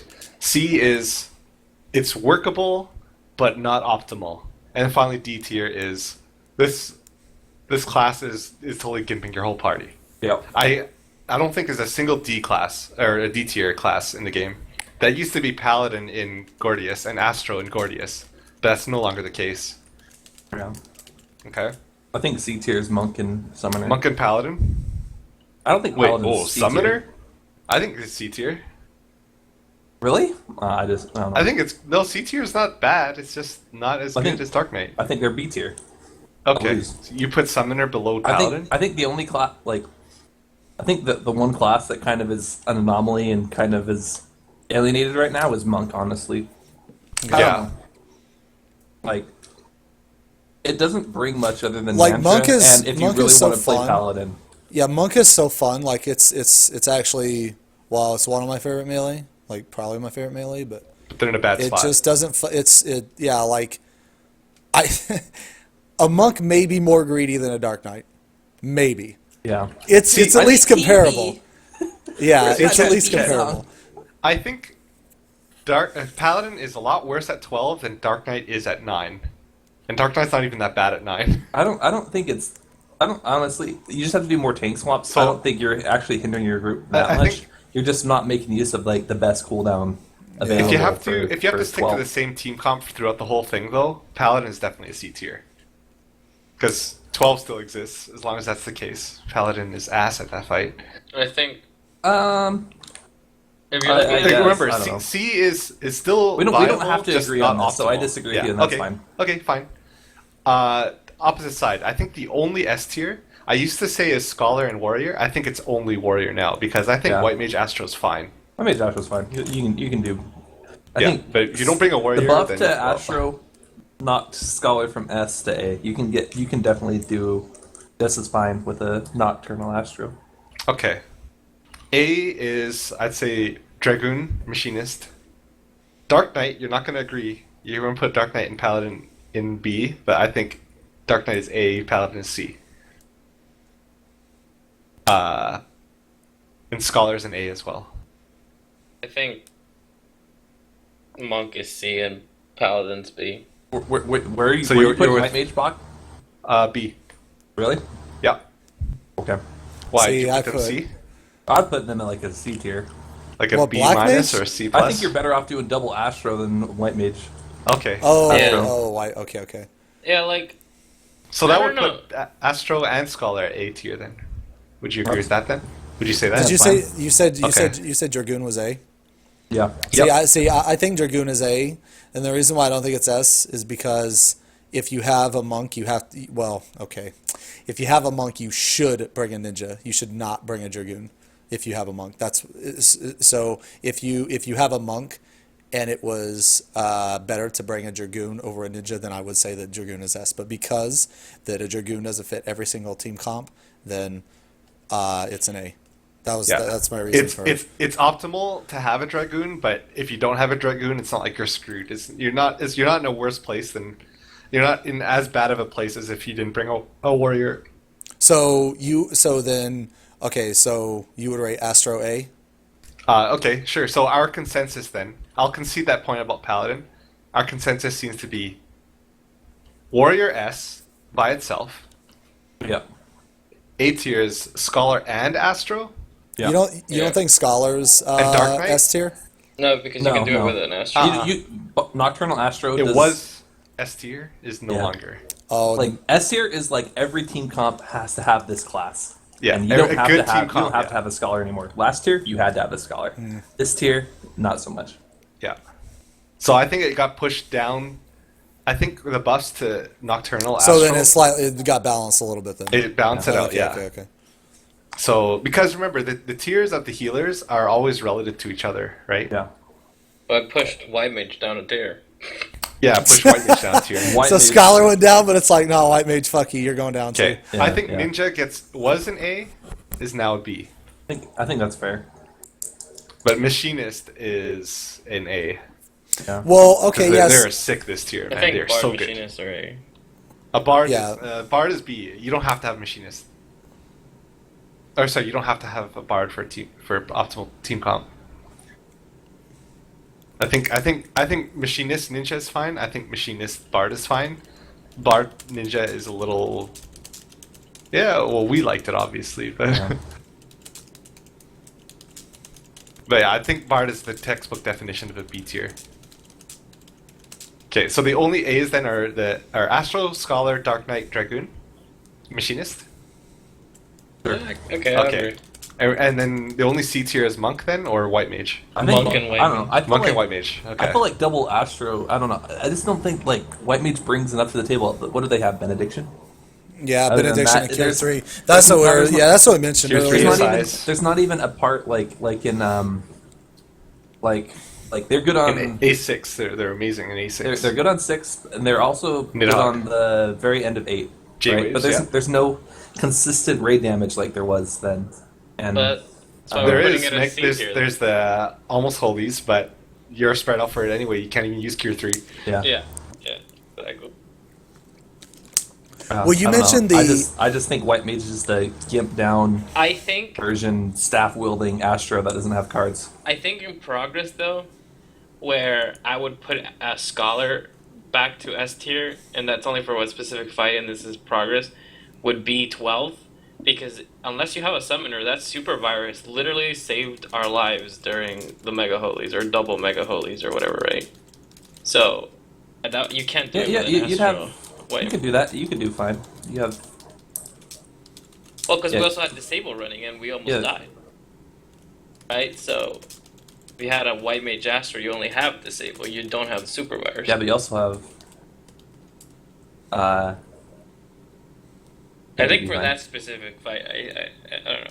For progression, like it's. I know it's over now, but back then, I don't think it's S tier just because of one fight, and I don't even think that. Oh, where's Summoner land again? I think it's a B. Yeah. B minus. Oh, we're at minuses now. You hate Summoner, holy shit. I don't. No, I don't really like summoners very much either. But But it's just too good. yeah, I think I think APOD like in I think like being able to all right. protect So yourself is underrated as well. Like, being so able to I have protect a yourself is question. huge. When do you need two viruses back to back that a scholar can't do? Like that's You can't do legit. that. you Because- can't do that anymore. No, Because it's no, antivirus. right. But my question remains like because people always say, oh well, they have virus. Like, well, what exactly do you need that extra virus for? Because I don't know. Like that's why I'm asking. Well, like I said, you usually only need like need, and I mean like He's saying. need. Doc was saying, if you're gonna do White Mage Astro Xeno, then you need a summoner for the virus. is what he I was see. saying. Okay. Oh, It's kind of like if you're running Paladin, then you need a monk. If you're running White Mage Astro, you need a summoner for antivirus. Yeah, but again, I only said that for progression. After progression, Yeah, or after once you kill prog, it, yeah. yeah, it's not. Anyone have anything else to say about team comps? Yeah, you think I we have a fleshed it question. out So, pretty well? yeah, so Okay. it actually to counter your all ranged. What about if you go machinist triple melee? yeah. That's higher Or- damage, right? Or what That's- about? Yeah. Machinist That's triple pretty melee sweet is higher comp, damage. actually. Yeah, so if you go machinist triple melee, you get trick, battle litany, the high single target from a monk, the mantra from a monk, the dragon kick from a monk. So in that comp, you can go Dark Knight or Paladin, doesn't fucking matter. And So you it have opens pass up your praise to a tanking. tank. Yeah. So not only Pass opens praise up to your tank in tanking. 10. You'd And have then- to. I don't think it's going to outdamage a comp where you're buffing the healers, because healers getting buffed is still a big deal because healers contribute a lot of damage. That's a fair argument. single though. I mean, target- that comp the was s- good in 8. I don't Like think as the single bad, like target as of an bad additional as melee. the monk, as bad as the monk is to the raid, their single target damage is really, really fucking high. But it's, I'm is- not yeah, saying but it's going to overwrite. It's not going to. Yeah, I'm not saying it's going to override a Yeah, fucking the- foe, but The only reason why Monk is a C tier is because they don't provide piercing, and if you bring a Monk, you're probably not bringing a Dark Knight or a Ninja, so you're losing something. It's what you're losing. It's You're not so much losing what. something when you bring them. But if you have both of those things, it's okay, right? yeah, I I mean- think that's also a good comp too. The triple melee. I think if with you're the- going to do that, I think you're better off doing. I still think you drop the monk for a bard. You lose AOE. You lose still get AOE foe in 9. for the healers. You have to do an awkward prey pass in 10. I think 11 I think it's okay, but you have one of the melee away from the boss during what's it What called? about- Hold on, during yeah. the what's it called, the optical. And in 12 you have triple melee seems a little clunky for things like the communion puddles. I don't know. I think The fact that you have 3 melee. What I'm trying to get at is the fact that you have 3 melee could be a hindrance to the party just for positioning purposes. I think that you drop. I think. What about bard, machinist, dragoon, ninja? What about that? I think that's better than bringing a monk. No caster? Yeah, I think that's better than bringing a monk. Because but you you're still not getting get as foe for much the healer mileage damage. out of foes. I just think bringing a monk. You're getting is- nothing out yeah. of foes. Wait, though. repeat? I still think that foes for the 2 healers is going to add more than a monk does. Bard is the lowest DPS though. No, they're very close to machinist. You might as well just take a ninja and we'll buff everybody. I think it depends on who's And playing the the Dark bard. Knight. Yeah. Yeah, If fair you enough. had, if I you guess had if Ari we're- and Aura, then I think I don't that know. comp I would still be think best. I still think the double range is nuts. Double range caster. Dragoon double range caster is nuts. That's probably the highest DPS comp, yeah. Yeah, I could show you the flogs if you don't agree that Bard and Ninja are the lowest DPS. Oh, I believe it. Yeah, I think the if I was going to pick a comp, it would be the triple melee. Well, that's because you just really want that ninja. Your yeah, I opinion mean, is come on. self-serving. I come on. don't think. I think you're better off bringing two machinists than, like. Okay. I just don't think monks bring enough to the table. Like two machinists over a monk, you saying? Alright. I don't know. I think You you're wanna better move off on? having two range classes. Just, I don't think Yeah, monks do anything. Two ranges, really, yeah. Don't tell Jeff I said that. Love the double range. Well, I can't wait to 4.0, try that's it. why monk is gonna be the new dragoon. Everybody wants one. Yeah, hopefully Monk will get, buffed. I think in 4.0 it's gonna push out ninja altogether, and it's gonna be like dragoon monk. I don't think so. It's all speculation from here. Yeah, it's it's all- it's a crapshoot. Anything could be anything. Yeah, I know. For all we know, But- warrior can be shit again. Yeah, that's true. Alright. Okay, so you want to go to the next topic? Yeah, sure. I think we've beaten this topic to death, actually. Okay, 1 second.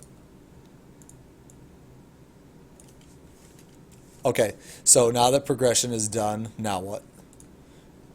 So for me personally, even though Prague is done, I am really into optimizing the turns and speedrunning.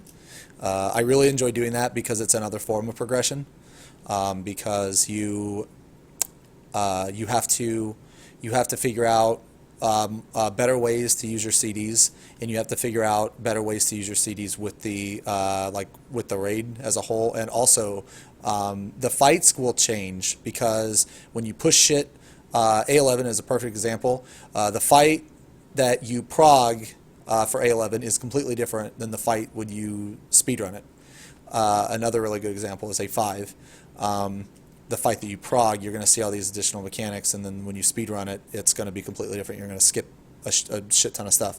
So I think that when you, you don't even have to get like the absolute best time either to see these changes. You just have to have high damage and high DPS. But I think that even though progression is done, in a way, speedrunning is another form of progression. It definitely is, in my opinion. Okay. So I think that that is a really important part of the game, and I know a lot of people. Obviously, they don't care about it. They just want to kill and be done with it. But I think that if more people tried to optimize the fights, they would have a lot more fun with raiding, because the fights actually change.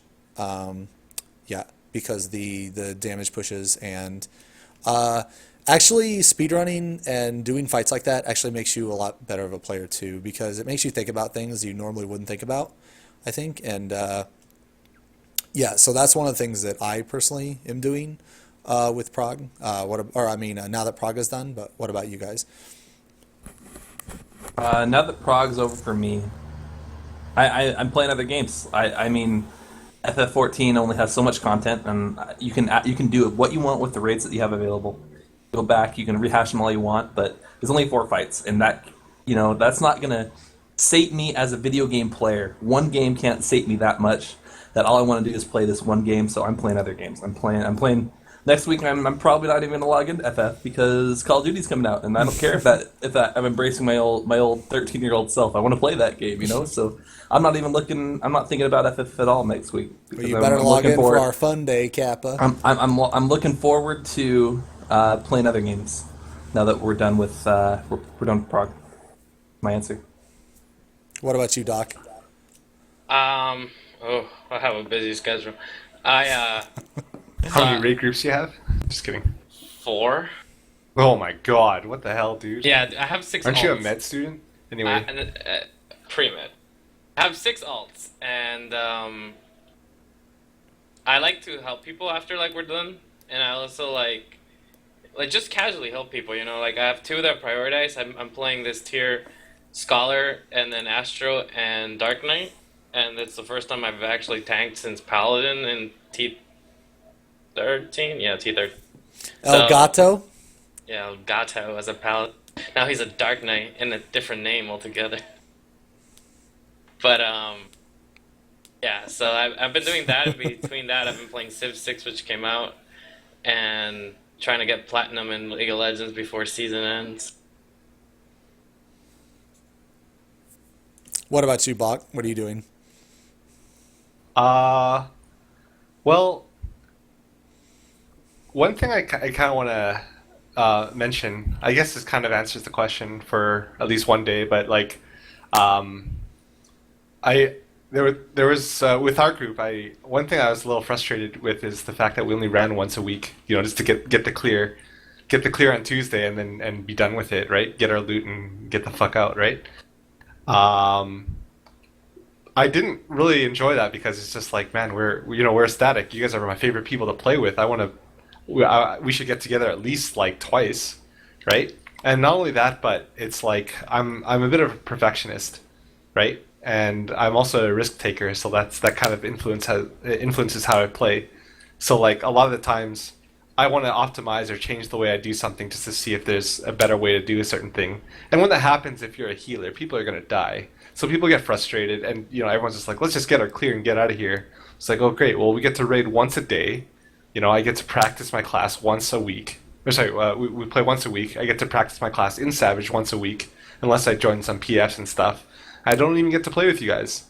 I think the best thing that happened was this week we added a second raid day. The first day, we get our clear, play safely, get our clear, or whatever, right?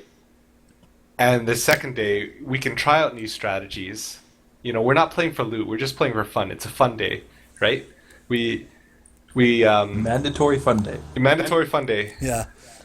You So, have to yeah, have fun on this day. You have to. It's Yeah. mandatory. Yeah, so we have the mandatory fun day, and we do speed runs, or we do, we can. It's totally okay Protect the to wipe president, because it's totally okay, right? You can go for parse runs if that's what you're into. You can go for solo heal shit if that's what you're into. Try different team comps. You can try new strategies. It's like, oh, I've seen this strategy on this stream and it looked really good, but nobody wants to try that on clear day. I think it's just healthier because the load is off, right? Like Yep. you don't feel the pressure of underperforming or whatever Yeah. for your group because you're doing stupid stuff because everyone's doing stupid stuff. or Yeah, whatever. yeah. So it If was, you don't it was care, kind of if you wipe for 3 hours, it doesn't matter. Yeah, because you already Yeah. killed it. You already killed it. So like, just like, kind of like, what else is there to do, kind of thing. right. And when people are not on the same page, it's like some people are just I just want to get my weekly clear and get my loot, right?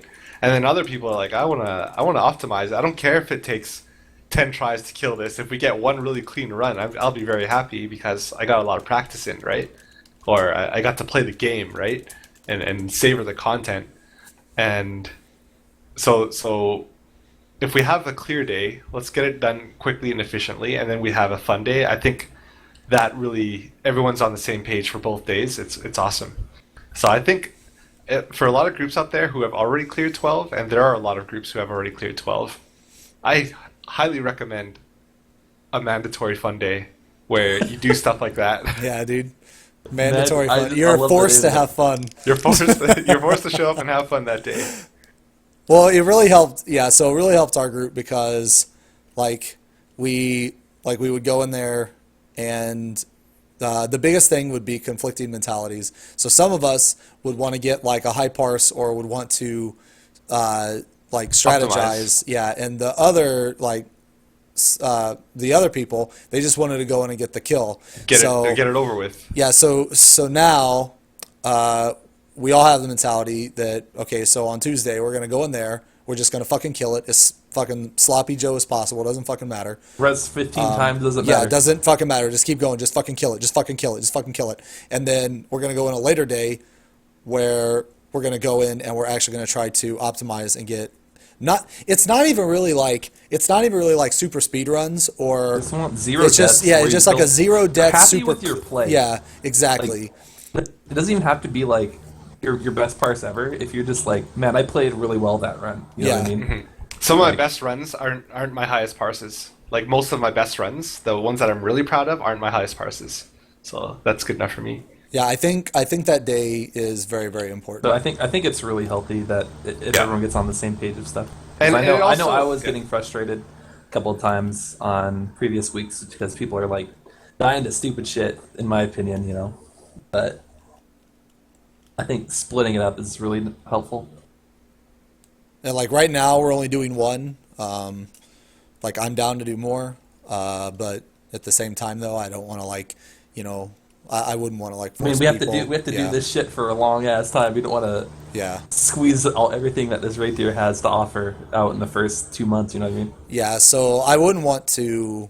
When the mandatory fun day is no longer fun, that's when it Yeah. becomes an issue. So I think that Exactly. right now, like one extra. You could always make it fun. If you like the people you play with, there's always something you do to make it fun. Play different jobs. Like, hey, I'm going to tank this time, or I'm going to go Scholar. Doc, you're going to go Astro. And even if we don't even clear shit that week, as long as we had fun, right? Yeah. Like, because we already cleared it for the week. Me and Zeno heal and Doc and Bot tank. No, I'm down. Oh my god. I'm down. That wouldn't be We too could bad. do it. I mean, Yeah. hey, Doc has experience on Dark Knight, and I can play Warrior. We could have, Oh we my could God. have mandatory fun day and then sloppy Joe day. You know. Yeah. Yeah, dude, Doc's on A12. I can't Dark wait to Knight take fucking Vuln stacks in A11 and watch you guys heal through it. I just, dude, I just spam Sakura anyway. It doesn't matter. You can take as many stacks as you want. I'm like one of the best healers ever, dude. I'll heal you through everything. I won't even complain. So what you're saying is rely on chat for everything. Okay. Well, I mean, I'm just saying, like, I like to keep a permanent Sakura on the entire party throughout the Oh, entire I see. encounter. Oh my I'm one of God. those scholars. You're one of those scholars. Yeah. I got you. You're a galvanizer. Yeah, I'm a galvanizer. Yeah, dude. I like that. I like how we have nicknames for bad players of specific classes. It's kind of this is a bully stream, by the way, so this is allowed, right? Yeah. So, Oh, of so what, course. for Ninja, if it's a bad ninja in the group, we call him Beverly Hills Ninja. We have A bad warrior black was mage. what was the bad warrior's name? What was that warrior that we used to play with in 2 point something? Ilya. Ilya. Oh, Ilya. Wow, Yeah. that's mean. Oh, dude, come on.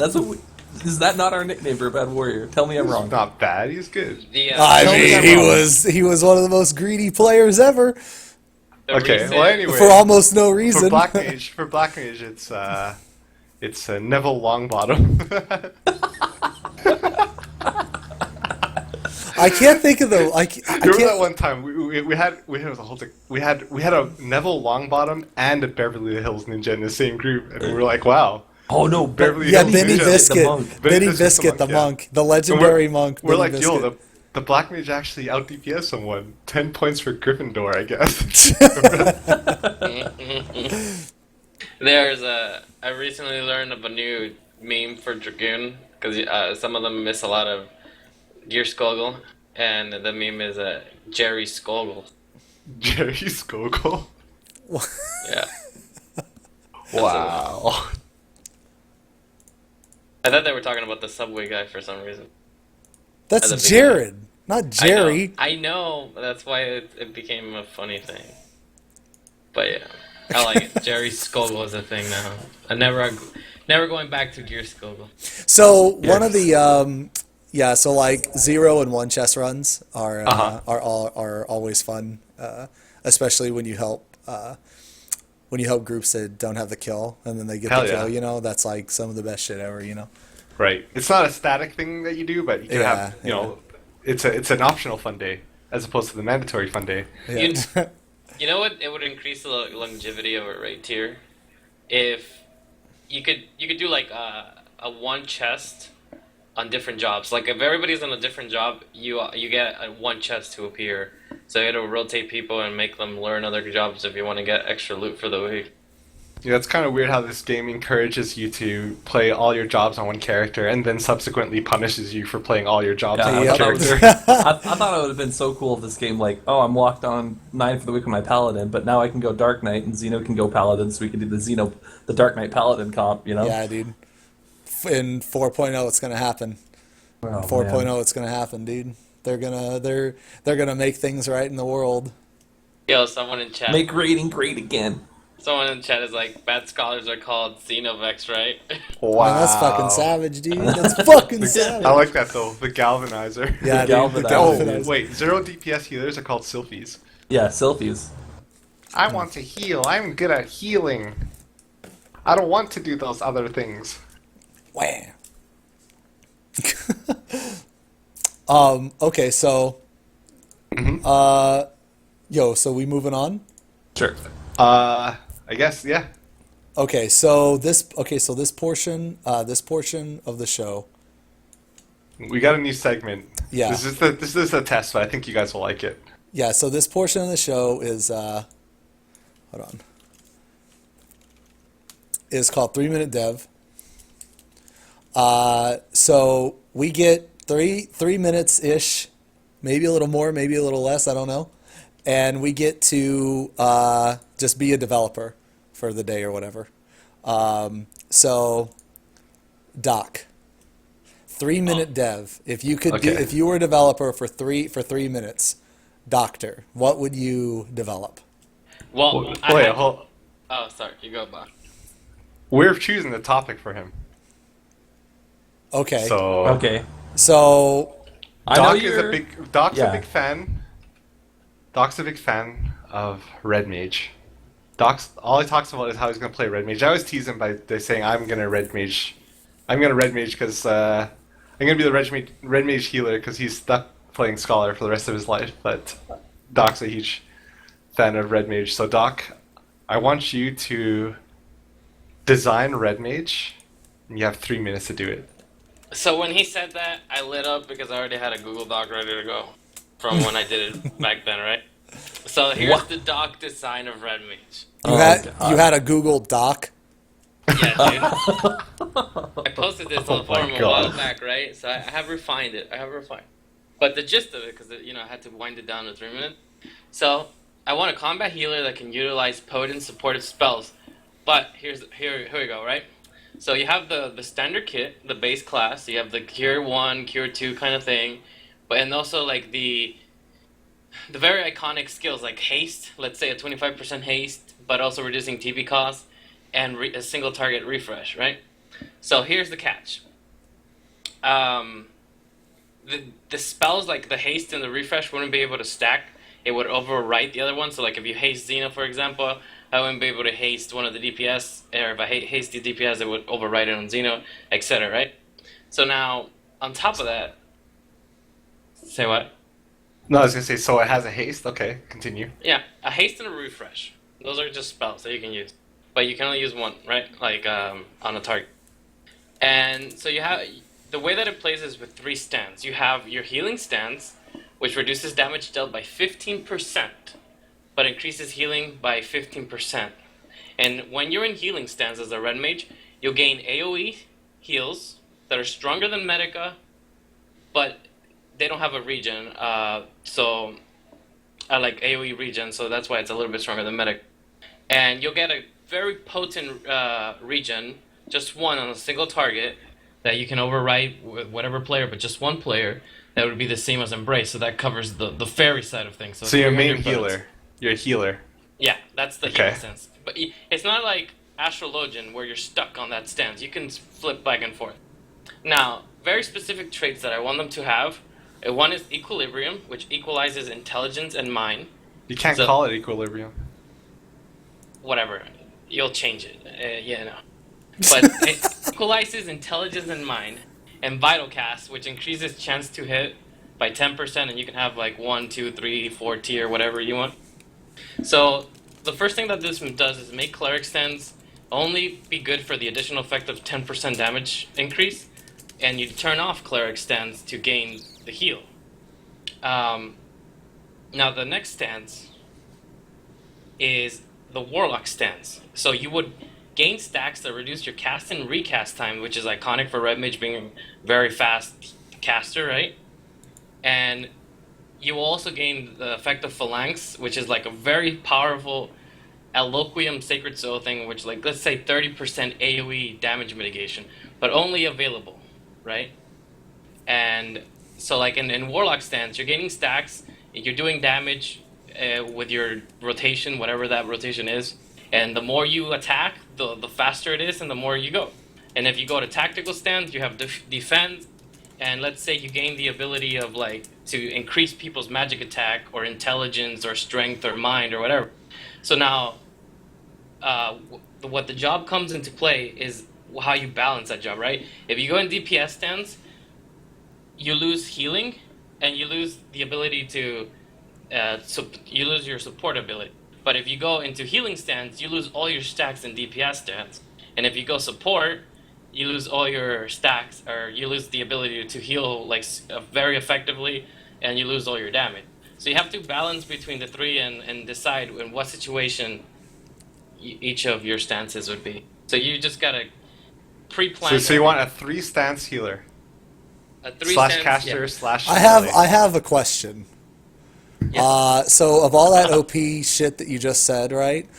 Did you call it? Hold on. What did you did you Warlock call it? stance? Phalanx? Did you call it Oh. phalanx? Oh. It's phalanx. I know, but it's a meme from old Final Fantasy 11 days. Phalanx. Okay. Always stay with it.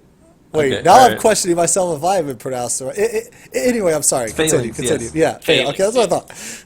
So it stays within the archetype of the red mage, which is jack of all trades, master of none, and it's similar to scholar in the sense you have to plan ahead. So it's complicated because you do have to think and switch between the stances. And you're either in one stance and you have to turn off and turn on cleric stance while turning on and turning or switching your stances.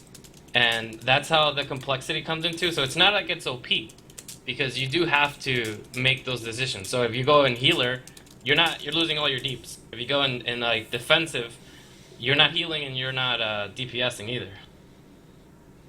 But in like defensive, you're buffing up the party like an astrologian, so you gain access to that, and you have to make those tough calls.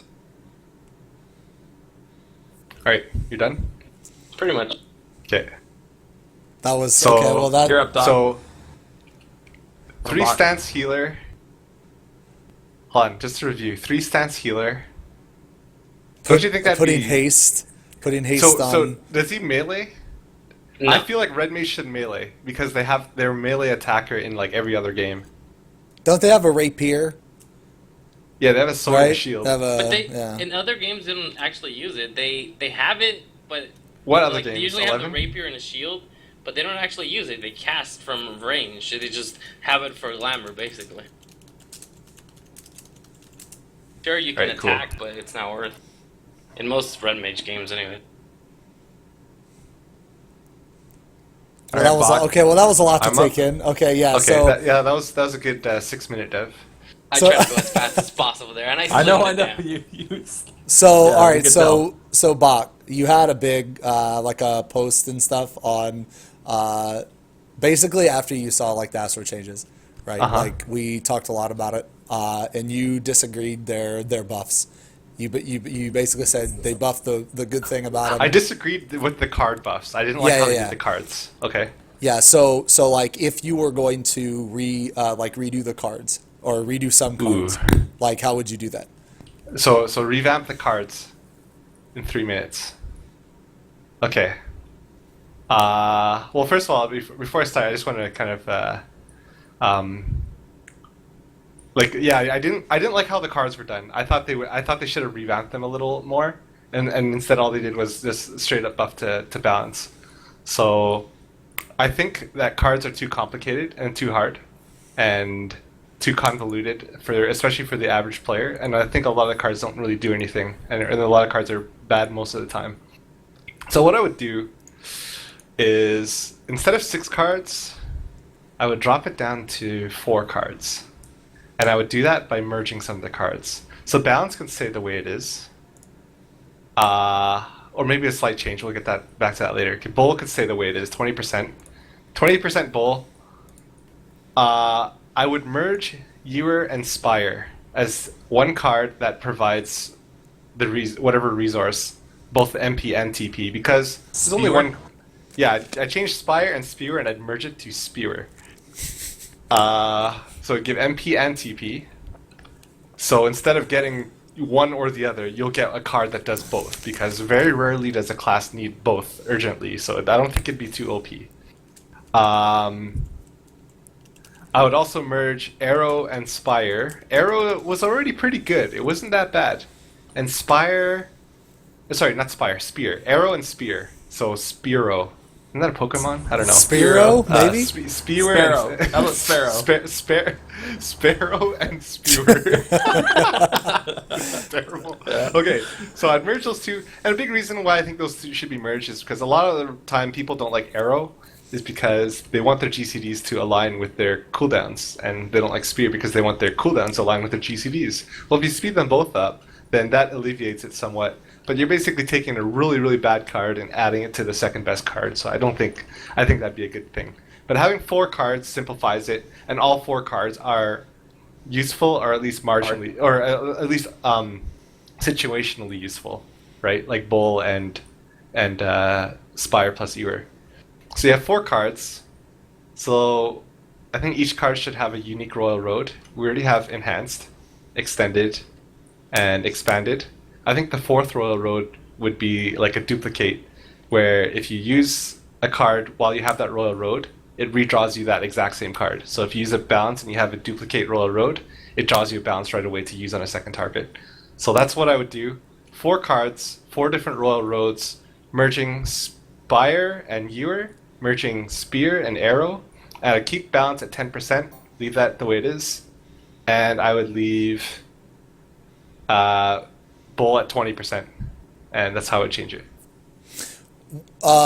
What about if you had okay, so you know how like white mages can cast Stone Skin 2 out of combat, right? Uh-huh. Well, what would you think about like, cause okay, we were talking about this the other day in my other group, but what do you think about, since in Astro, right, they have a deck of cards, right? So like, what if you could stack the deck and like once every, I don't know, like minute when you're out of combat, you can pick a card. You can pick one single card, but you have to be out of combat because you're out of combat, right? I just think redraw should have no cooldown out of combat. So I don't even Yeah, think that'd be broken. redraw should just have no cooldown out of combat. I guess that'd be kind of stupid for dungeons, where you're just like redraw between fights. Well, it's a fucking dungeon. No one wants to be in that shit a anyway. dungeon. Hey man, some people, it's important to some people, but at the same time, Astro is already the 3rd best healer in dungeons, right? Yeah. So it's whatever. I don't think it's the biggest deal. What is? But yeah. Wait, they're the 3rd, so Warrior's like 2nd then? No, healer. Yeah, I know. Oh, Captain. okay, gotcha. Okay, But, all right. yeah. So, yeah, those. I really think that those, like, they have some. They went about buffing it the wrong way, I think. Okay, cool. Like, why would you? Like, why would you buff the cards that kind of didn't need buffed? Kind of Yeah, thing? take the Does it- best yeah. card and you double its potency. It makes no fucking sense. And then you take the worst card and do nothing with it. Spear doesn't do anything. It barely does anything. Why is it a card? You know, it just confuses people into thinking it's a card, so they try to use it, and it hurts their balance uptime. So I think trimming down to 4 cards is the biggest thing, because it removes a lot of confusion, it makes every card good. So you really can't screw up cards, but it's still fun, and you know. Do you think they hard to put those optimize. weaker cards in there purely to make the RNG Traps? shittier? Yeah. Yeah, I think so, and I think that's okay. It's okay to have bad cards. It's okay to. Kind But of like how I- there's bad cards in like Magic. yeah, exactly. They have bad cards to trap people. You know, it's just like it makes RNG fun. It's like, oh, you know, if every card was as good as balance, you wouldn't be as excited about drawing a balance, right? Yeah. All right. So what? Moving on. Yeah. So, Yeah. Okay. all right. So, okay. You got one for you and Chet, don't you? Yeah. Yeah. You guys are gonna tag team this Tag one. Yeah, so team. we're gonna tag team this one, and I think we got some pretty good ideas. Now, before I want to say what we're gonna talk about, I am known to completely shit on Paladin, but I have really good reasons why I shit on Paladin. I have extremely good reasons, and I don't think many people can even remotely argue with those reasons, because it's hard to argue with the truth. However, Wait. You don't like Paladin? I haven't noticed. However, I actually do really like Paladin. I don't like that it's so underwhelming, or that it's not as balanced as the other two. And because as a tank main, it kind of irritates me a little bit that all 3 tanking classes are not super good. So anyway, with all that being said, I have a lot of good ideas that they could use to change Paladin, and Chad has had really good ideas for a really long time, because he used to main Paladin, and he likes Paladin more than I do, or he likes playing Paladin more than I do. So with all that being said, me and Chet are going to tag team are going to tag team 6-minute Paladin. A 6-minute 6-minute dev. dev. Oh shit! A 6-minute dev. How about can I get 30 It's not how seconds for Dark deadlines Knight work. at the end though? Yeah, so I we'll go. just Yes, yeah. So we'll go 6 minutes on Paladin and 30 seconds. 30 seconds on Dark Knight. How about 5:30 on Paladin and 30 on? No, just kidding. Just go. Just go. I mean, we could, but this is my show. All right, Baby all right, rage. all right. So, Yeah, this is your show. All right. okay. So all right. So, Chet, do you want to start Want us me to off? go first? Yeah. Yep. Yeah, okay. My ideas for Paladin are pretty tame. I just want to, when I think of Paladin, you know, and the parts where they fail, it's their TP consumption. They lack any form of AOE damage, and their cooldowns are a little bit wonky. Like raw intuition is a better bulwark. Like it's unreal. So my ideas to change Paladin are Flight or Flight negates the negative aspects of Shield Oath. So when you're pulling the boss, you're not hindered by the fact that you're in Shield Oath. You're only losing the extra auto attacks. So You're building hella aggro. you're building hella aggro Yeah, like yeah. Unchained. Because whenever you're in Shield Oath, you're losing an astronomical amount of damage as a Paladin. So I think that when you're in Shield Oath, if you have Fight or Flight right going, negates that. And back in 2.x, Bulwark used to be a great way to build TP because Shield Swipe was on the global cooldown and it cost less than the average TP tick. So I think that they need to. I think blocks from Sheltron. I'll be honest. I forgot that it restored mana when you block. I didn't even know it restored mana does- until I like did- 3 weeks ago. It restores mana when you block something with Sheltron. Did you even know Mana that, Bob? that you don't need. Did you know that, Bob? Partial MP. Holy shit! You're right. When did they add this? So I wish that said partial TP regen. So when you're tanking something, you pop that, you get maybe, I don't even want a lot of TP. Give me 50 TP. Give me 60. You know, just give me an extra TP. Just give tick. you a free GC. Wait, Yeah. wait, hold on. When did they add this? Was this That like was- last week? Came No. with It came with 3.x, dude. What? 3.x. I had no idea. No idea. Yeah, Okay, so sorry. Continue. So I think Sheltron should, instead of restoring MP, I think it should restore 60 TP. You know, nothing huge. I don't want anything crazy. You know, I want simple Paladin changes, and I think Flash should have 50 potency. Now, I don't think I'm asking for too much. No, 50 potency is 50 fine. That's potency? no. It should be 100 because that's what Unleash is. Hey, I don't want to ask for too much here. This is simple Paladin. You know changes. what? I'm just- Let's meet in the middle. 75. All right, 75. 75 potency 75 for potency Flash. for Flash. I don't think that'd be asking for too much. Because I mean, And- the blind makes it to where you can't and- possibly do 100 potency. That would and- be outrageous. And the one thing that Paladins are really lacking is magic mitigation. So I think that Sheltron should work on magic hits. Because on the trailer for the game for Heavensward, they showed him the Paladin using Sheltron on the Fire Breath attack, and we all know that Fire Breath in this game is magic, right? So in the trailer lied to us, and Sheltron blocked fire in the opening sequence to Heavensward. It should block. Wait, magic hold patches. on. Chet, you watched a cutscene? But yeah, and Bulwark, I just get rid of it or make it like Dark Dance. I don't know, that cooldown sucks. But yeah, those are my changes. Sheltron should give TP, block magic moves. Flash, 75 potency, and Fight or Flight negates the damage down. Those are my small changes. I have. Wait, I have. that cutscene. Sorry, I'm so sorry. That cutscene. Didn't they lose that battle? I don't know. I just remember him using Sheltron at a fire. Oh, okay. Because maybe No. they didn't. Okay. I didn't lose the battle. Okay. Okay. Anyway, sorry. Continue. All right. Go ahead. So I have. So your turn, Zeno. Yeah. Zeno's So I turn. have some changes. Okay. All right. So okay. So the first change. You know what? I'm gonna save the best change for last. The first change. All right. And this one is really good because it would make Paladin Dark Knight tanky comps viable. I think they should put slashing on Royal Authority. But when they did that, they would have to lower the damage potency on Riot Blade slightly. Not a lot, maybe like by 20 or some shit. But give Paladin slashing. Now, on the same note, they need to remove, in my opinion, they need to remove Savage Blade from the Royal Authority combo. And the reason why I say that is because Paladin tank swaps are fucking awkward as shit. They're awkward as fuck. It happens a lot where the Paladin will pull it back slightly because they're using Savage Blade during a tank swap. Like, that's like the basic rule of a fucking tank. During a tank swap, don't use a threat ability. I really think that Riot Blade should be into Royal Authority. So I think that it should go Fast Blade, Riot Blade, Royal Authority. I think they need to remove some potency from Riot Blade and put it on Halone. So I think they need to remove like 20 potency on Riot Blade, put it on Halone. So now Halone is a 280. Now it matches Butcher's Block. And then this way, because you're spamming... so you're not punished for using Halone. Yes, exactly. That's every time you use Halone, you are punished. You're punished. It is severe. It's like 90 potency that you're punished. They need to fix that. They also need to fix it because you should not be using a threat combo when you try to tank swap. It shouldn't be a thing.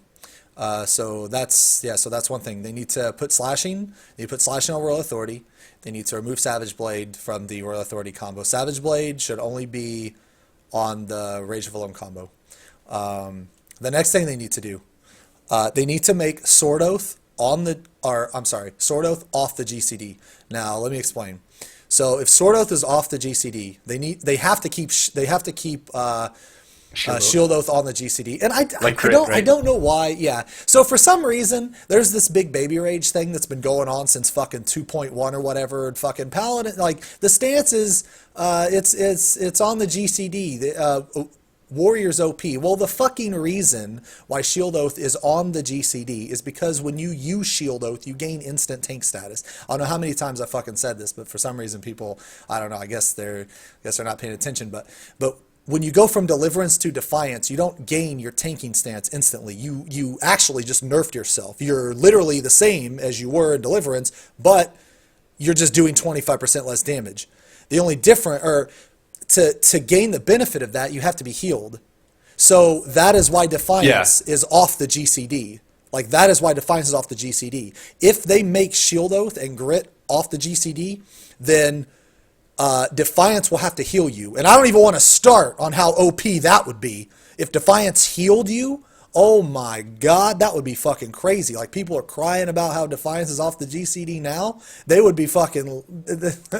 Okay, anyway. So, if you put Sword Oath off the GCD, it makes it to where when you go into Sword Oath, you don't actually gain the benefit of the damage outside of... losing your tank stance penalty. So, like, when you go into Sword Oath, you don't actually see the benefit until, like, 3 or 4 GCDs later, until your auto attacks will make up for that GCD. So, in some cases, like if the boss is about to jump away, it's actually more beneficial to just turn off Shield Oath and go no Oath for like 2 or 3 GCDs. Because if you lose a GCD by going into Sword Oath, you're actually losing damage than if you would have just stayed in fucking Shield Oath, if that makes any sense. Okay. So that would change it then. Yeah, so basically to go into Sword Oath is free. So you're in Shield Oath, so you go Fast Blade, awesome. Riot Blade, Sword Oath off the GCD, fucking Goring Blade. I think that would be really good because you instantly lose your tank stance penalty, and at the same time, you'll be in Sword Oath. So there's one. Hold on one second. Hold on, the stream is fucking up. I think. Okay, all right, should be good now. Yeah, sorry about that. So there's one change. Another change would be, and this is probably one of the best changes. You take clemency. Now, right now, like we do some stupid shit with clemency, like we do like 4 warrior, 4 paladin shit, and that's really fun. Clemency is really good there, but I think clemency needs to be changed, and it should be changed to mirror equilibrium.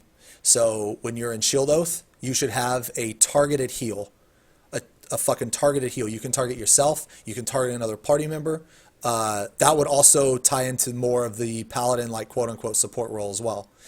When you're in Sword Oath, it's a fucking goad. It's just a straight up fucking, you restore 200 TP on a target. How amazing would that be? How fucking amazing would that be if Clemency, if you could like target heal or target goad someone, right? That would be fucking amazing. And it would be off the, like, it would literally be off the GCD. So it would be a 60-second CD, just like Equilibrium. It might have to be like maybe 90 So seconds. twice as good as Goad. Yeah. Because Rip Ninja, dude. well, not really, because you still have the threat control too. So like, Which you don't need because you have all these other things that we're changing to well, Paladin. I mean, hey man, Paladin. I mean, hey, No, I'm Goad's trying to help Paladin here. I'm trying to help Paladin. 3-minute cooldown, right? He's making Paladins great again. Yeah, I'm trying to make Paladins great. Okay. Yeah. Okay. So, My bad. but a ninja doesn't just bring goad. Like they bring like trick and other shit too. Right, So, yeah. But the thing is though, is that like, so you would probably have to make the cooldown like probably a minute and a half because it can heal and because it's targetable. Maybe even 2 minutes, but I think a minute and a half would be fine. But I think that like, if you can single target heal or single target goad, Paladin's utility went up by so much. And you also give them slashing. So the important thing here is it really it doesn't make sense to me when people say to nerf warrior, because that, like, warrior is not overpowered. It is extremely well designed. There is a difference. Warrior is good because it tanks from 3 different angles. It tanks from lifesteal, it tanks from mitigation, and it takes from vit. It tanks from all those 3 different angles. So any situation, a warrior will be good. Whereas a paladin, all it does is mitigate. A Dark Knight, all it does is mitigate. Well, there's going to be certain situations where abilities will go through mitigation. Okay, well that, obviously, they're not going to be as good because warrior is spread across the entire spectrum of tanking, whereas those 2 classes are only focused on one. Like, if that makes any sense. So by doing this to Paladin, it would actually give them another heal. So like, can you imagine taking a hit in Shield Oath? So you would go like Fast Blade, take the hit, Clemency, Sword Oath, and then continue your combo.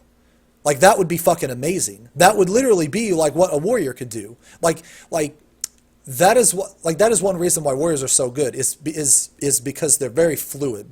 Like, they synergize extremely well with themselves, right? Like all their abilities help each other. Paladin needs to take some of that.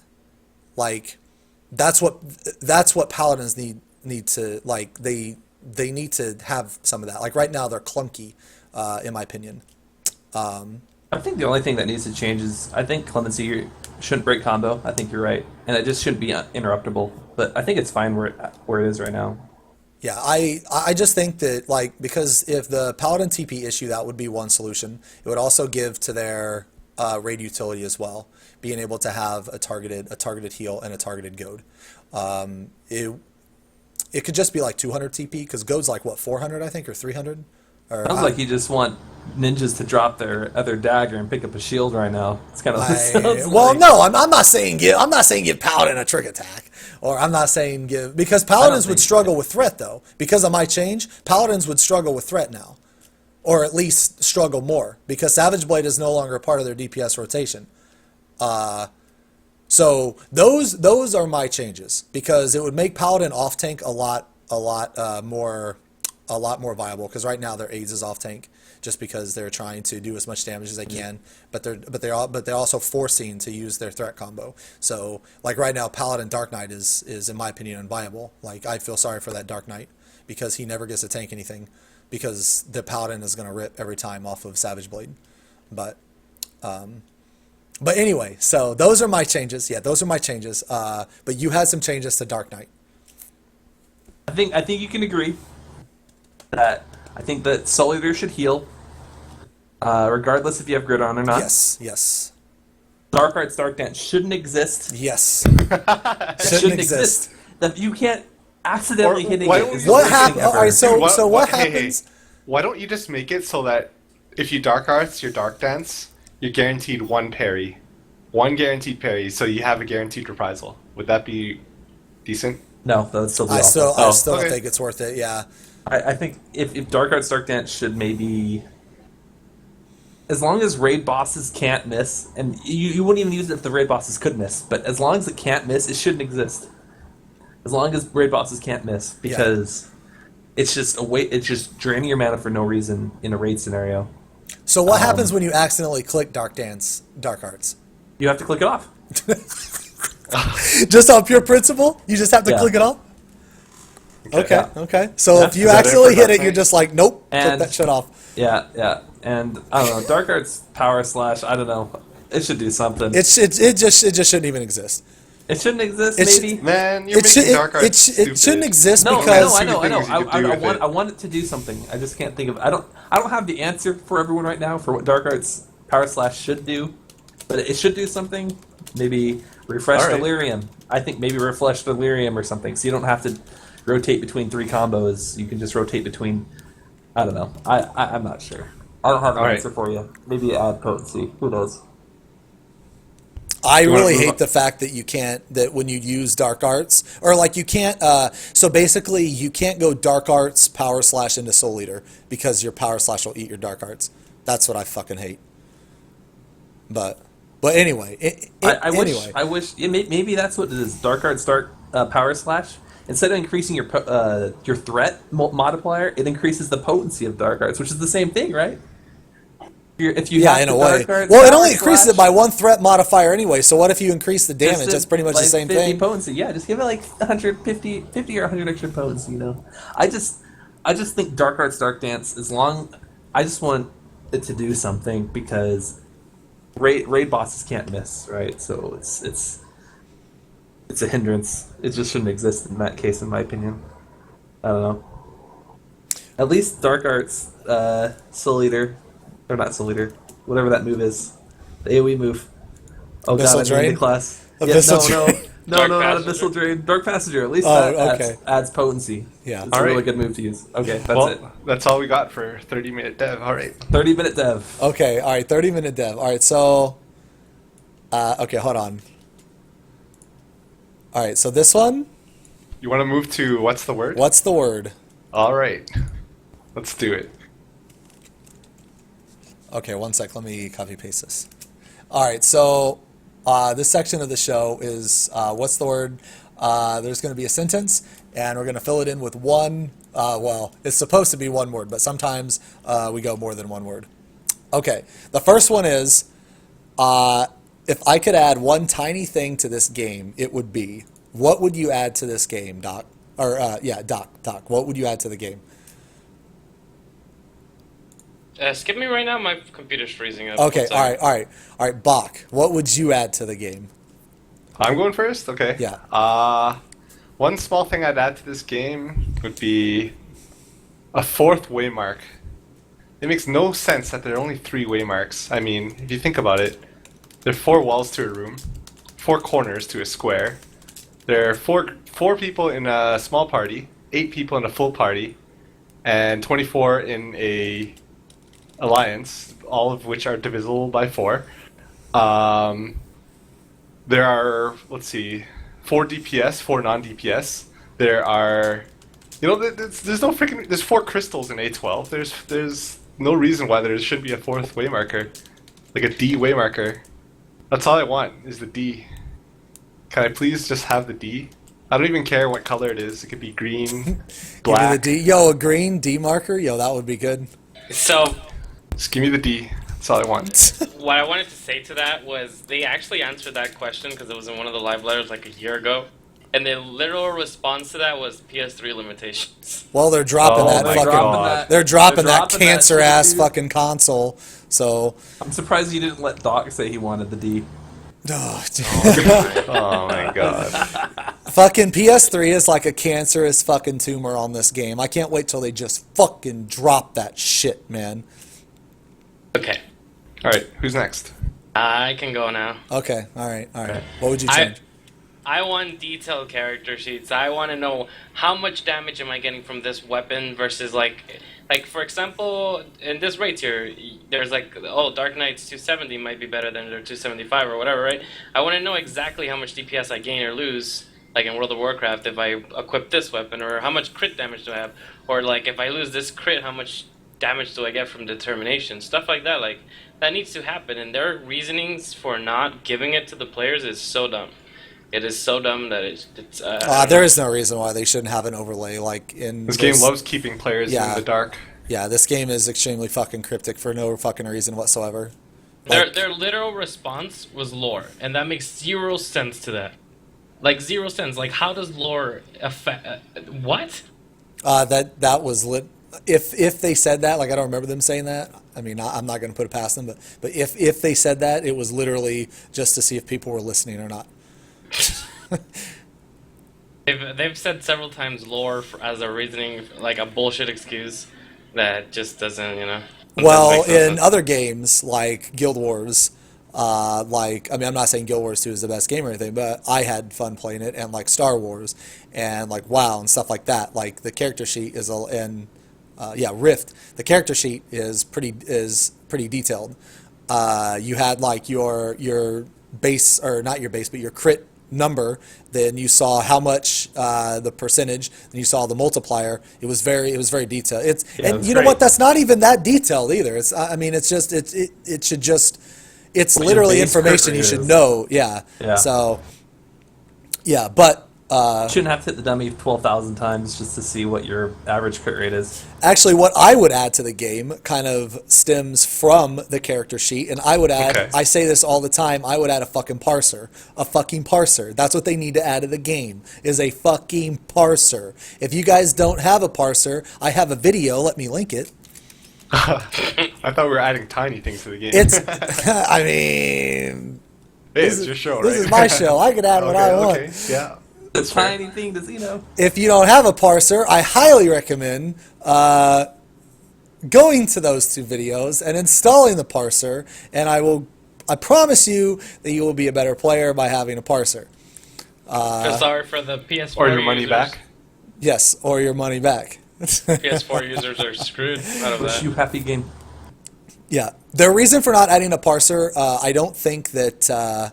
I don't believe that is their true reason. Their reason for not adding a parser is because players will become toxic. That's And I bullies.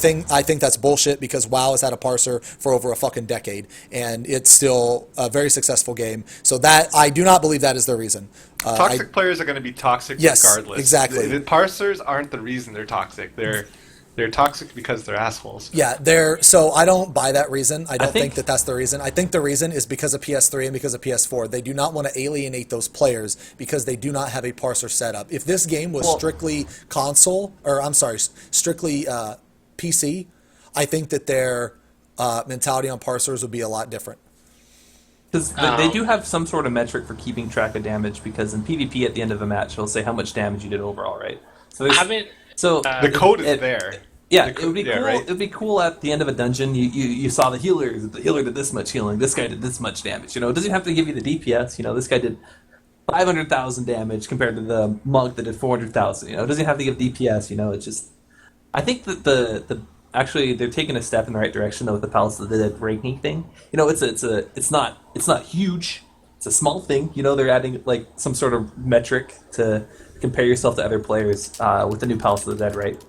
So I think that's a step in the right direction in Xeno's eyes, but it's not a strict number like Xeno wants, but I want two things I want to add to that was, so Frosty recently did a show with asking the JP community stuff, right? Well, it was yesterday, right? I think it was Yeah, yesterday. Yeah, it it was was yesterday's show. And they agree as well. Like people, like exactly word by word what Bach said. If people that are going to be toxic are going to be toxic regardless, if Or they there's a already have parser or not. parsers, right? Right, and the JP community wants a parser too. It's not like it's a cultural thing either. So, and the other thing I wanted to add was back when T9 was being designed, because they said like the Raven was coming back. They showed like one of the screenshots. You could clearly see their dev parser in the chat, and it tells you exactly the damage percentage being done, taken, and all that good stuff. So they have a parser. They just refuse They just to don't implement release it, Or exactly. they can do it. They just don't want to. yeah. You see, here's the thing: is like the thing that's unfair is The when you're a people- healer. yeah. When you're a healer, you your flaws are obvious to the party. Like this is like running dungeons or whatever. It's like okay, well if I don't heal enough, if I don't heal enough to keep up with the damage that we're taking, people die. So it's like okay, well why did we die? The healer just didn't heal us, I guess. And if the tank doesn't build enough aggro, the mobs run around and kill everybody, right? So their flaws are obvious too. And then you have a DPS who sucks shit at doing their job, which is to deal damage, right? How would he ever know that he sucks? Yeah. How does anyone know? So now that there's two problems here. One is that the responsibility falls on the healers and the tanks, right? It's okay. It's a double standard because they are told that hey, you're not healing enough. Hey, you're not building enough aggro. Yeah. But DPS are exempt from this. Like, how is that fair? And on top of that, DPS who suck at DPSing, how do they know that they suck? They don't know. They don't know that. They think they're doing an outstanding job probably, but they're not. And how can you blame them for sucking when they have no idea? They don't have a means to measure that, right? Well, or to improve. Imagine you're doing like, an expert roulette, and at the end, this monk is shooting on you the entire time, right? He's blaming you for a healer for the group being the run taking forever and stuff, and then at the end you get to see, oh, the monk got a D+. They're like, oh, well, that guy clearly doesn't know what he's doing. He's making fun of me, giving me shit, and he got a D+. So he has no idea what he's doing. All of his arguments are unsubstantiated. Like, even if you don't get the damage number from the monk, you see his rating, and you get to like, oh, well, I should take shit from that guy. He doesn't know what he's doing. I wish there was some sort of metric. And hopefully that Palace of the Dead thing is some sort of like a performance measure. Yeah. I just think that there's like people that there's a lot of people that play this game and well, not a lot, but there's certain people that play this game. They have a single player mentality and it doesn't fucking work in this game. Like, why would you play an MMO with a single player mentality? Like, oh, I don't care about my group. I don't care about my raid. I don't care about my damage. I just want to play and have fun. It's like, well, you're a fucking hindrance on the group. You're a fucking hindrance in this raid. You need to get the fuck out. That's just what it is, right? There's only so much like laziness that you can like tolerate, because when you go into a raid, you expect people to perform to their best, just purely out of respect. Like whenever I go and help someone, I'm not like being fucking lazy, and shit like that. Like I'm not saying like go all out and use expensive pots and food, but you should care about your damage. You should care about your contribution to the group, and I think that's why they shout out Parser. But anyway, Sorry, Doc, you had something to say? Chet said like to give a grade. I don't know if Vecino's done. I don't want to interrupt. Yeah. You're good, man. When Chet said like give a grade or whatever, there was a specific expert run that I did where the first thing that we zoned in was, oh look, we have 2 summoners. Oh, this run, or like, was it a summoner ninja? It's like, this run's gonna go super quick. Yay, right? So we do the whole run. And after the run, it's like, oh guys, this went by quickly. Let's give the commendation to the summoner. This is also the DPS target, right? I'm on tank on. And I look at the whole time that summoner's doing like 326 DPS. And they believed this, it was the summoner, and then they were like, and then that's true. People that don't have parsers the dungeon goes fast. You might double the damage of the damage dealer, and they'll give the damage dealers the credit because you're doing a really good job as a healer. And the other thing is like I went toxic mode at that point, and then they're like, oh, maybe if you went grid a couple times, it would have even gone faster. And I'm like, what? I'm literally doing the highest damage. I didn't say that because then it's a reason for me to get a report and get banned. But it's so stupid. It's like, whatever. All right, on a much less serious note, my idea for a small change is that you should be able to send tells in a roulette. I just think it's really funny in this game. Dungeon? You can't send tells, and in PvP you can't even talk in link shells. Like when I used to do PvP or free a lot, company. Yeah, you can't talk in free company or in link shells.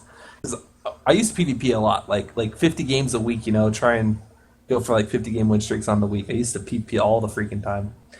But the link shells that I was in were just trying to set up shit. You can't talk in them. I don't understand.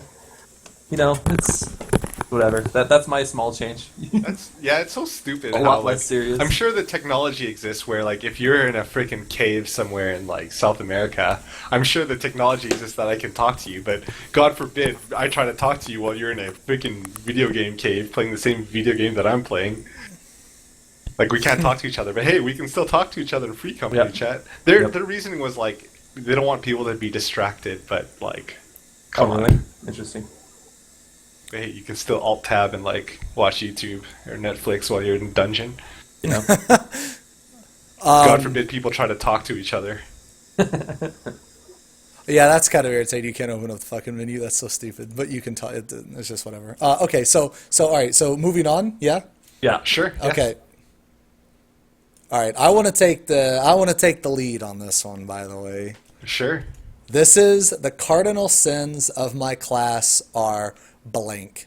So I main warrior and Dark Knight, but I'm gonna go with warrior on this one. The cardinal sins of my class are butcher's block.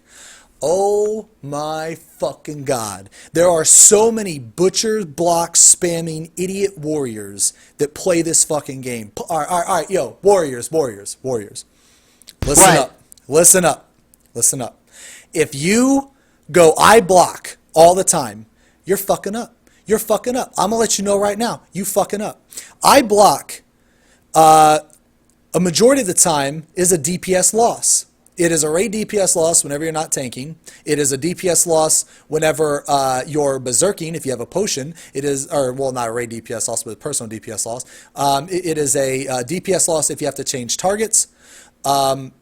More times than not, I block is a DPS loss. Please, for the love of fucking Christ, stop. Just stop. Just stop it.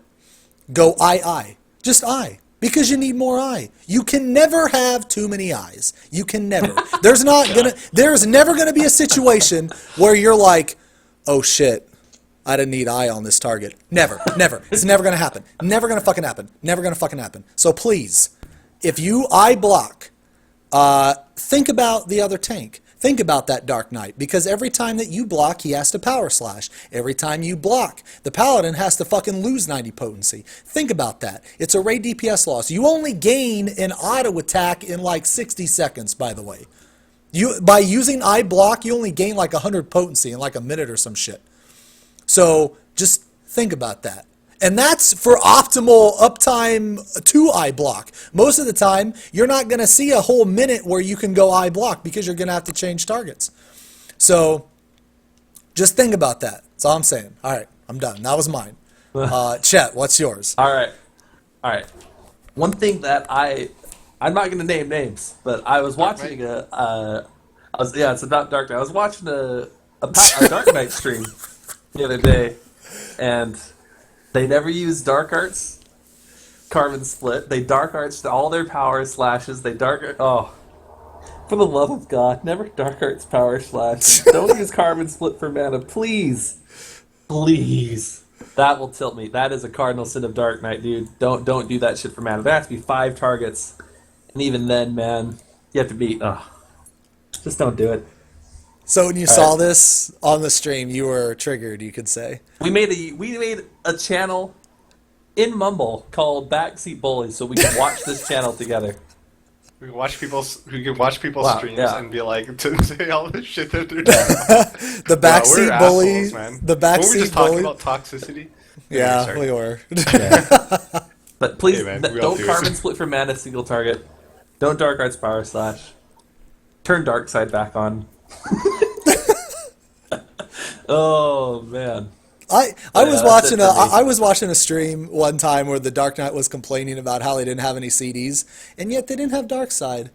Funny how when you turn on Dark Side, like I don't know, 3 or 4 abilities just light up. They just light up like, yo, use me. You can use me. You want to hit all of them. Yeah, just. Okay, Bach, what are the deadly sins in your class? Deadly sins of Astro? Okay, well, first of all, 0 DPS. Sophies, as I like to call them. Sophies. Yeah, so, like, seriously, why? There's no excuse. I mean, you don't have to heal all the time. You just have to drop, if there's a 5-second window where you don't have to heal, just put up your Combust 2 and Combust. even if you don't have any accuracy melts, they're guaranteed to hit, so you have no fucking excuse as to why you're not using them.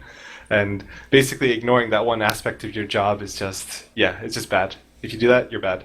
Yeah, so 0. You don't even have to do a lot. I'm not expecting everyone to be 99th percentile, you know? Kind of like what Zeno said, you know, everyone should be 99th percentile. Everyone should be. Yeah, Zeno's like, That's not how should percentiles work, Zeno. Zeno's like, everyone should be a 95 percentile DPS. Yeah. You know, if you don't do a ton, that's fine. But the fact that if you acknowledge that cleric stance and your dots exist, that's good enough for me. If you don't, then you're a Sylphie and you need to get good. Other than that, spear. Don't use spear. Just don't use it. Just don't use it. Doesn't exist. That card It doesn't exist. Like, okay, if you use spear, if you don't have a royal road, and you use spear, you probably should have royal roaded that spear in case you draw a bounce or arrow next. I won't get into the math, but spear is just that bad. If you do have a royal road, now you definitely don't want to use a spear because you're going to waste your last royal road. So you either want to, throw it away or redraw it. But yeah, just don't spear. Besides that, a lot of people do a lot of weird shit like bull the entire party when there's no damage coming out. They'll spire the entire party. Just cards are so powerful now, so use them well. That is all. What about you, Doc? What's the word, man? So, if you're a brand new learning scholar and you had summon 2 on your bar, remove that shit from your bar. That's the first thing I want to say that. So, Celine, no. Celine only scholar mentality. Please don't do that. It is more beneficial. Like, since the rework of Celine, she's pretty useless only to, like, basically just use her in the opener and then you eat her. That's how useless it is. You literally eat her. Oh my. And then, if you do use Celine, or if you do use Eos, why is she on sick? Don't do that. Yeah, doesn't she just like blow her load every single time when she's on obey? As soon as someone takes damage, she just fucking pops everything. Not even if she takes damage. If you like have her obey and sick, she does everything at once. And if you want to do covenant, she never does it when she's on obey. But when she's on sick, she's like pew pew pew. See, when I play Scholar, I'm an Eos only. I'm on Team Eos. Yes, Eos team. Also accuracy. I don't know if that's good or bad though, because I'm kind of a below accuracy average healer. because energy. Well, if that's what drains you. Zeno does, I'm thinking Celine might be better. Yeah, maybe now. it might be better if I. Wait, you have Eos on sick? Is that what you said? You have Eos on sick? No.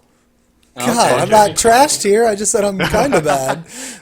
No, then keep using Eos. You're fine. All right. But to be fair, the only reason why I don't have my Eos on sick is because since I have a lot of my abilities macroed, if Eos is on sick, it'll pop up with that red notification. So that's the only reason. Okay, got Yeah, it. I mean, I'm a galvanizer. Wait, macros? What phase? Yeah. Okay, alright, okay.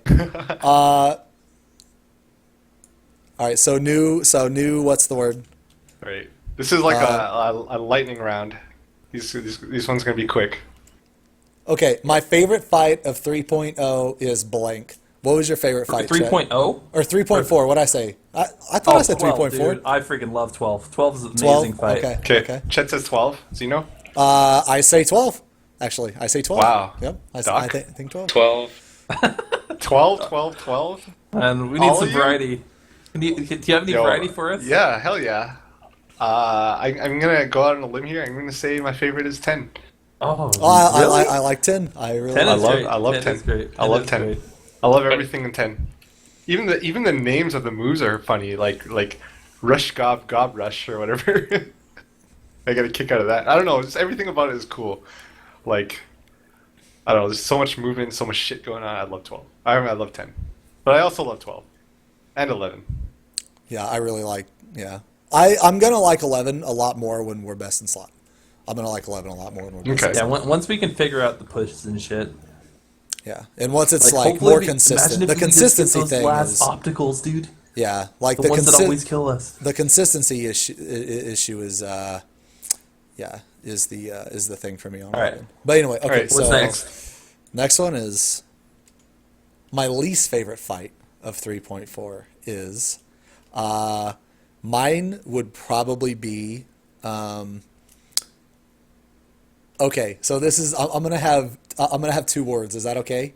Can I have, Go can for I have it. two? Okay. So right now it's 11 because of the consistency. But after we're best in slot and it's more consistent, it will be 9. So those are mine two.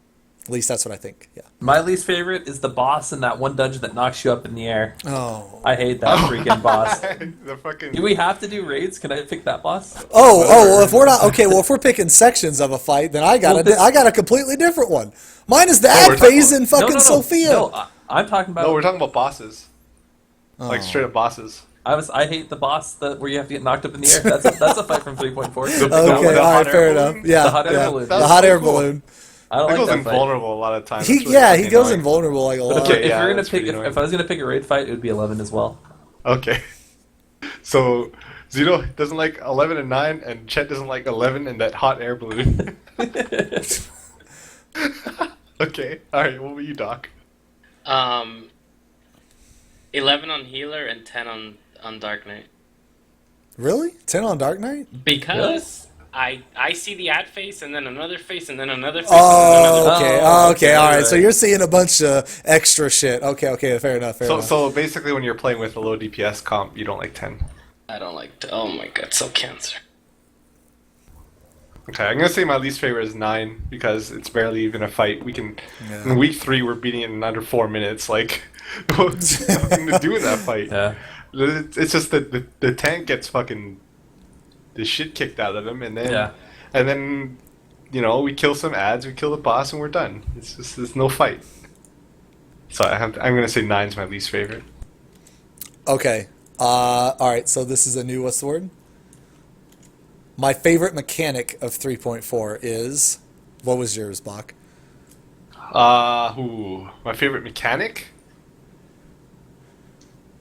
I'm gonna have to go with. I love the fucking what's that called?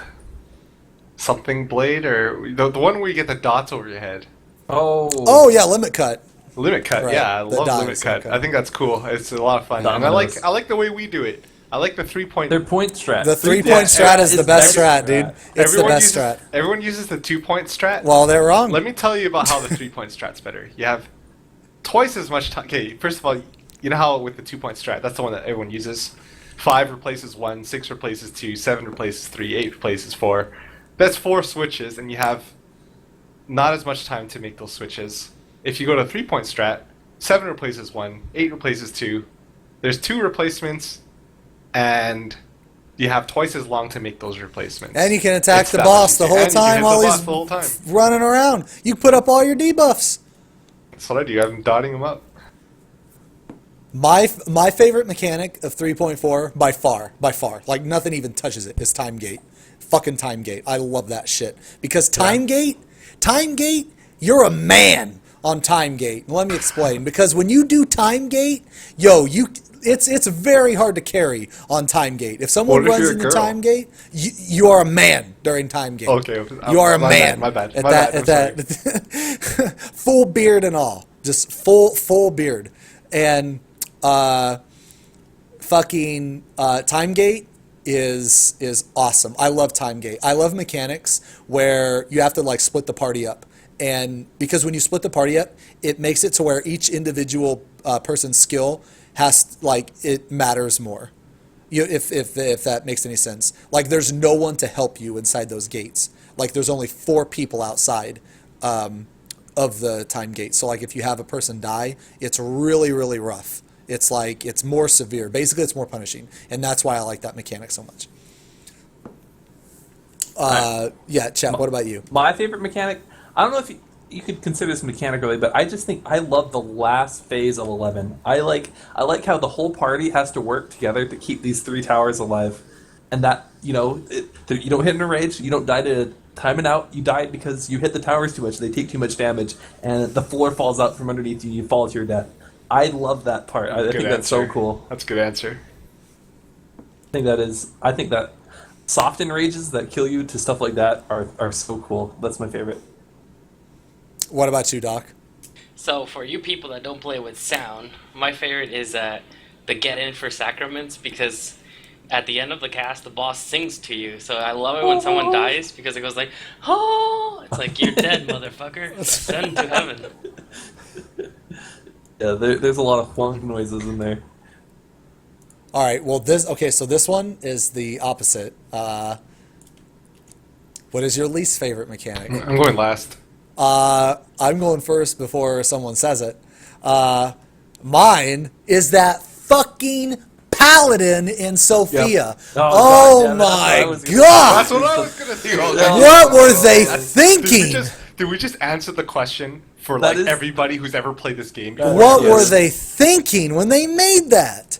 They obviously didn't test that. There's no fucking way. Do you remember that. before the show, I was all like, yo, I have an answer that is the only answer to this question. That's what Yeah. it was. The Oh. fucking Paladin in Yeah, the Sophia. Paladin and Sophia. Yep, that is the dumbest mechanic.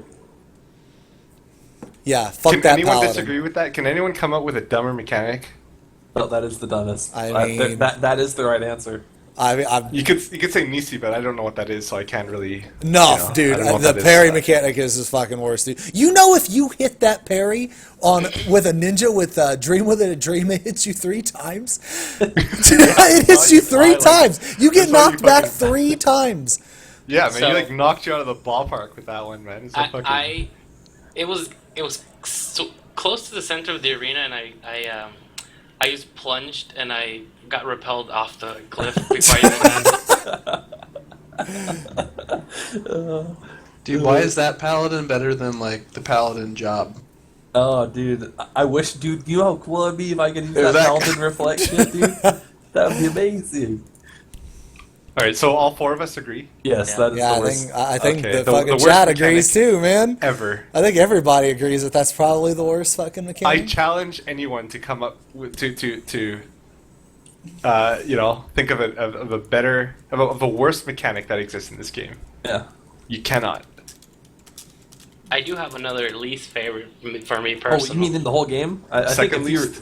I think Nissy might be even gayer than What's that. Nisa? I don't know what that is. Yeah, I don't know what that is. Yeah, Is that's a good that point. is that the debuff and 8 You know get what when my you go other into the favorite pentacle? mechanic is of this raid tier is there's no sacking a member to skip something.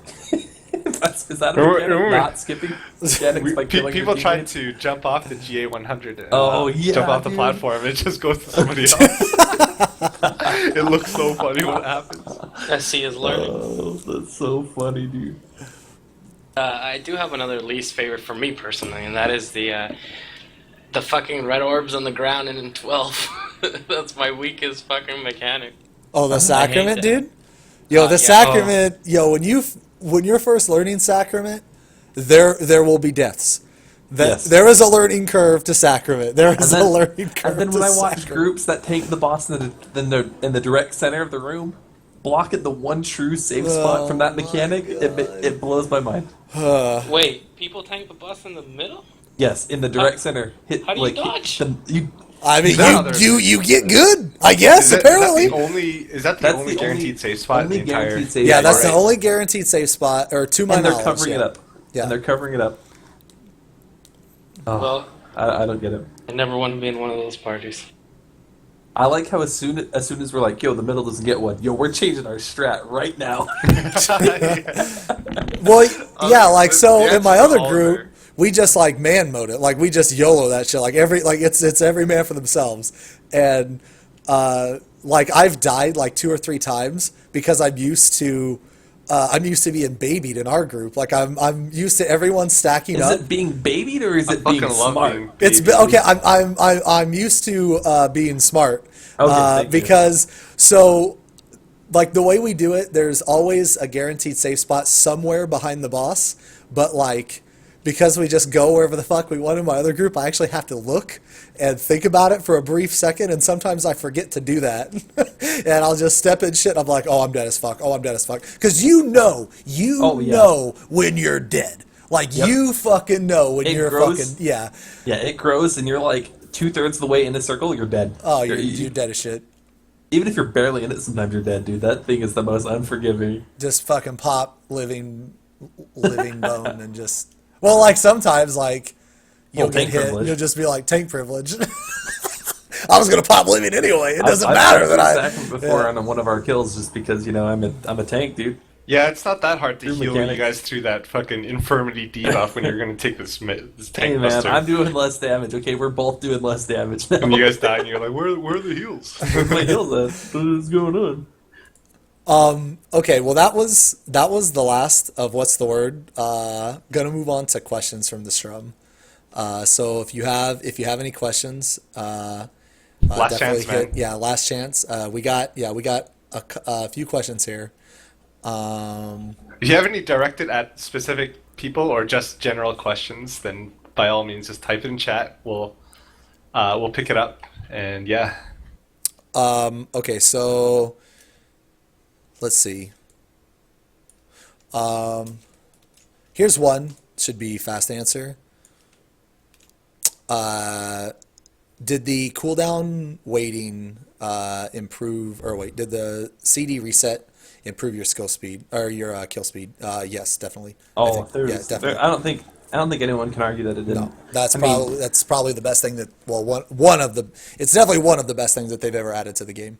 like It is, but it's also, I also think it's a little bit overstated because a lot of people are like, oh, the only reason why everyone cleared on week 1 is because of cooldown resets. No, cooldown resets does not remove 2 weeks of prog from Yeah. your kill time. It does not. It removes It removes hours. Maybe it might equate to a day, but when it's all said and done, I doubt that too. But I think the biggest thing is when you have momentum and then you have a quick wipe and you have to wait, it kills your momentum sometimes, right? Being able to pull at your own pace and not being confined to cooldowns is just amazing for morale, for everything.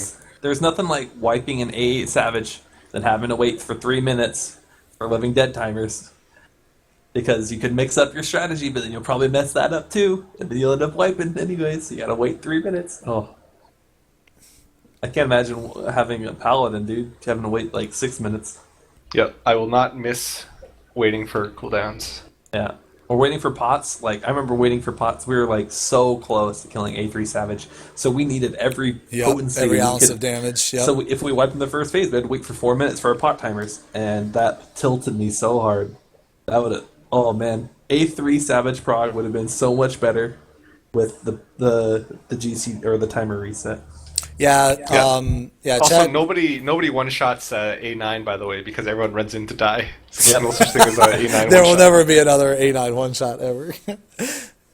The chat makes a good point that like even with the CD reset, like during prog, people are still going to stop the fight to look over footage anyway to figure out why they die and discuss it.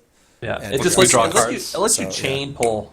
Yeah. You know, you can get quick pulls. You know, like I remember in Sophia, we wiped really quick and we just kept pulling. You know, it was great. Yeah, I if love you it. pull slow, it's because you want to, not because exactly. the cooldowns. You set your made own you. pace. You set your own. You set pace. your own pace. That's the big thing. Yeah. Right. All right. So here's another question.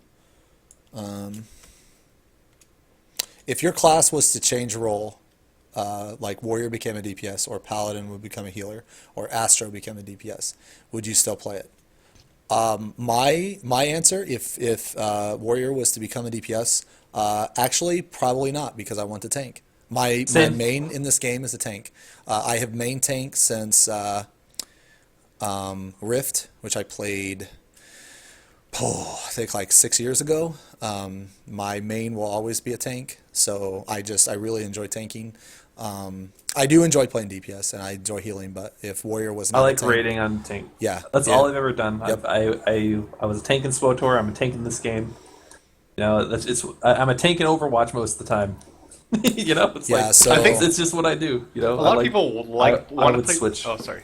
Oh, I was just gonna say I'd switch as well. A lot of people want to play Dark Knight because they're cool and edgy, but they don't want to tank, right? So Yeah. so they can't. It works both ways. Myself personally, the answer is it's kind of a complicated question. It depends how it plays, right? Like I like tanking, I like healing, I like DPSing, but it depends how it plays. But if it's gonna be like WoW, where a class can do multiple roles, I kind of like how it is in this game, where every job corresponds with the role, right? Like this is a Yeah. healer role, and it's nothing else. This was a DPS and nothing else. I like that. It makes each class a little more unique and a little, it's their own thing, right? So I think if like every class could do like if warrior could tank, but they could also do a DPS, like either through a spec change or something like that, or if it just switched, I don't think I would like that. If, adding a twist to that question, if they only made healers heal, I would not want to play a healer. Honestly, I would just stop playing Scholar. Like the fact that we can't, like if we couldn't contribute DPS. Like Yeah. at all. Like if you had no option Yeah, to go that's why DPS. it's healing Yeah. fun in this Like game. like they remove like you know how they remove cleric stance from PvP. If they remove that from PvE as well, that'd be a lot less fun. Yeah. What would you do? What would you do? Don't start stone skinning You'd people in the fucking party? Right, so- stand so there, do dick in damage. hand. You just would be doing, instead of doing 1,000, you'd be doing 300 damage. But it's still, Oh my it's still, God. and like that sounds dumb, right? It sounds Yeah. kind of lame, but it's still probably the more optimal way to play the class know- if they were to get rid of cleric stance. Probably. Speaking cleric stance, I kind of wish that it was a 3-second recast, not 5. I There's- think 5 is reasonable. I think it's reasonable. But I It- think- I think you clerics- should be punished if you use it at the wrong time. I think that's Yeah. fair. I think clerics should lock you out of your healing spells, though, so you don't accidentally heal in clerics. Yeah, I think that it should work like Defiance and Deliverance, or like when you have Dark Side on or off. It should black just out can't your use 'em. abilities. Yeah, it should black out And- your abilities. Yeah. It's not really. I don't really think that that's like catering too much to players. It just kind of makes it more consistent, right? Like if you that's like if the abilities were lit up but you couldn't use them, I guess. I don't know. I mean, I guess it is technically different, but yeah, it would be just like a quality of life thing if they blacked them out. But okay, so this is this question is kind of directed towards or yeah, it is directed towards tanks. Thanks, really good question. How do you go about tank DPS during prog? Do you prioritize defense and let healers have to DPS a lot, or is it better to be risky and see what you can get away with to move on to farm mindset faster? So me personally, okay, so me personally, I prioritize defense first. I will stay in Defiance. I will stay in Grit.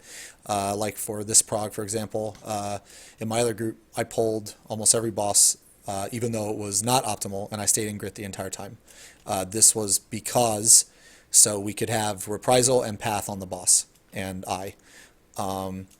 and even though I didn't need Grit, I didn't know that I didn't need Grit for some of that part. So once I discovered, or once I found out that I really don't need Grit for this part, or wow, we really don't need Path for this part, then we can switch it up. Like it's actually better if the warrior pulls almost every turn, just simply for threat and for it's just, man, warrior. Oh Jesus, dude, warrior pulling is so good, dude. It's just, you just can't fucking beat it. But to go back to the question though, my personal mindset is always defense. If you don't live long enough, you can't see the mechanics, so you can't see, like, you can't learn what you have to live through to be able to do higher damage. So in my opinion, I think that you should always be able to see, you should play very defensively and see what you need to live through and calculate the damage, see the incoming damage, and then you can be you can adjust your greed,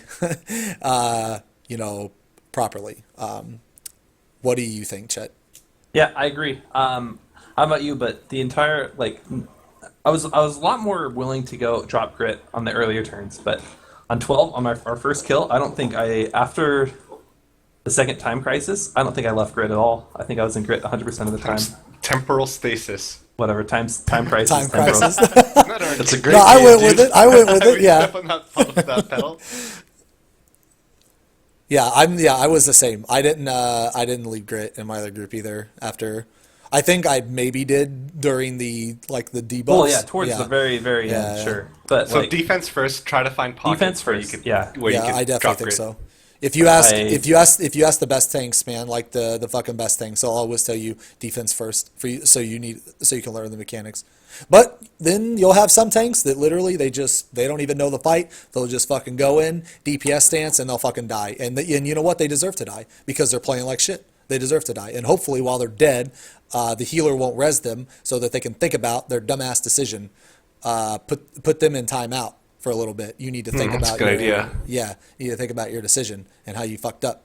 Thanks for the idea. You might find yourself in timeout every now and then. You know? If you don't res you, that's why, because you gave me this idea. Just kidding.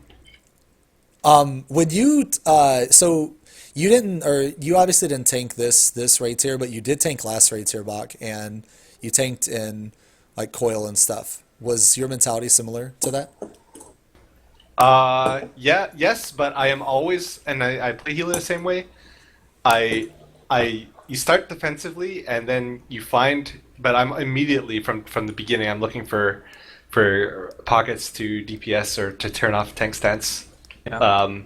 It's not like until we're ready to kill the fight and start hitting in rage that I start looking to optimize. I start looking to optimize right away. And try to do so in such a way that isn't like a huge hindrance to the party, because we've all seen enough 1% wipes that, a lot of the time people trace that 1% wipe to the last failed mechanic, but you can actually trace it down to one thing that anyone in the party failed to optimize. It can be traced to that one person. So, don't think that just because you failed a mechanic and you got a 1% wipe that the DPS didn't matter, because it obviously did matter. So I start optimizing early on in Prague, but I'm still defense first, obviously. Yeah, I don't think there's ever a point where I'm like full grit.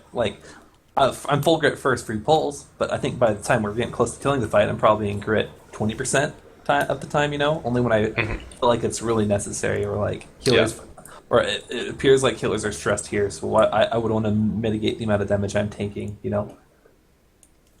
Would you play Time Crisis? Are you defense first? Do you hide a lot, or do you Jesus keep the pedal Christ. down? What's it actually called? Temporal stasis? Temporal Can we stasis. just call it time crisis? Time crisis. Sure, I'm down. yeah. I'm down. Time crisis.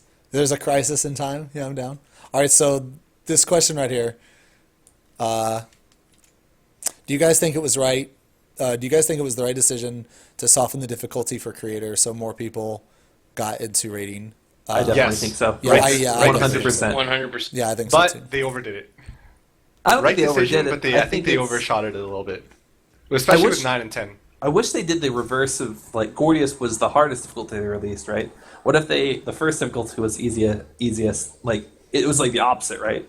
Like, maybe Gordius should have been the easiest, and then the last tier should have been the hardest, I wish they kind of reversed those roles.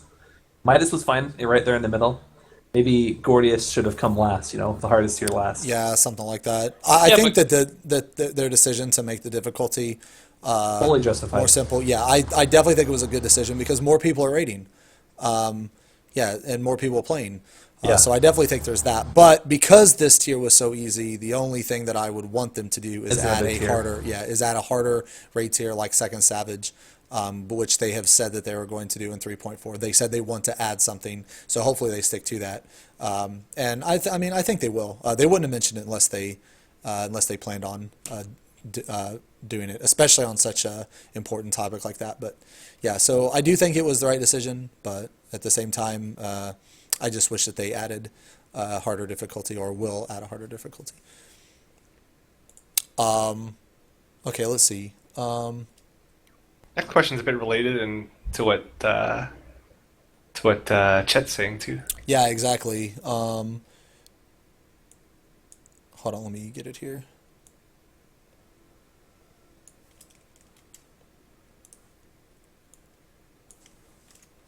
Okay. Do you guys think it would be better putting creator first and Midas second, Gordius last? Yeah, and I think so too. Yeah. This is I really think good. no.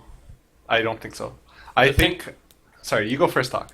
You've been quiet for a while. I was just gonna say, like, the thing with that was that it was feedback based on 2.0. It's like they didn't know what was gonna happen until they tested it, right? So like they had to go through that trial and error before they found out that people suck. They need to get good. Well, See, I just yeah, sorry. oh, go ahead. You wanted to answer. I was going to agree with. I was going to say almost pretty much what Doc said is the reason why Gordius is the hardest is because that's what they thought people wanted was for content to be harder, and then it kind of backfired. So then people took that, or SE took that feedback, made Midas easier, which it was, but people still thought it was too hard, and hit a big cock block in A6, and so they made this one even easier. So it was done in response to community feedback, which I think is the correct way to do things there.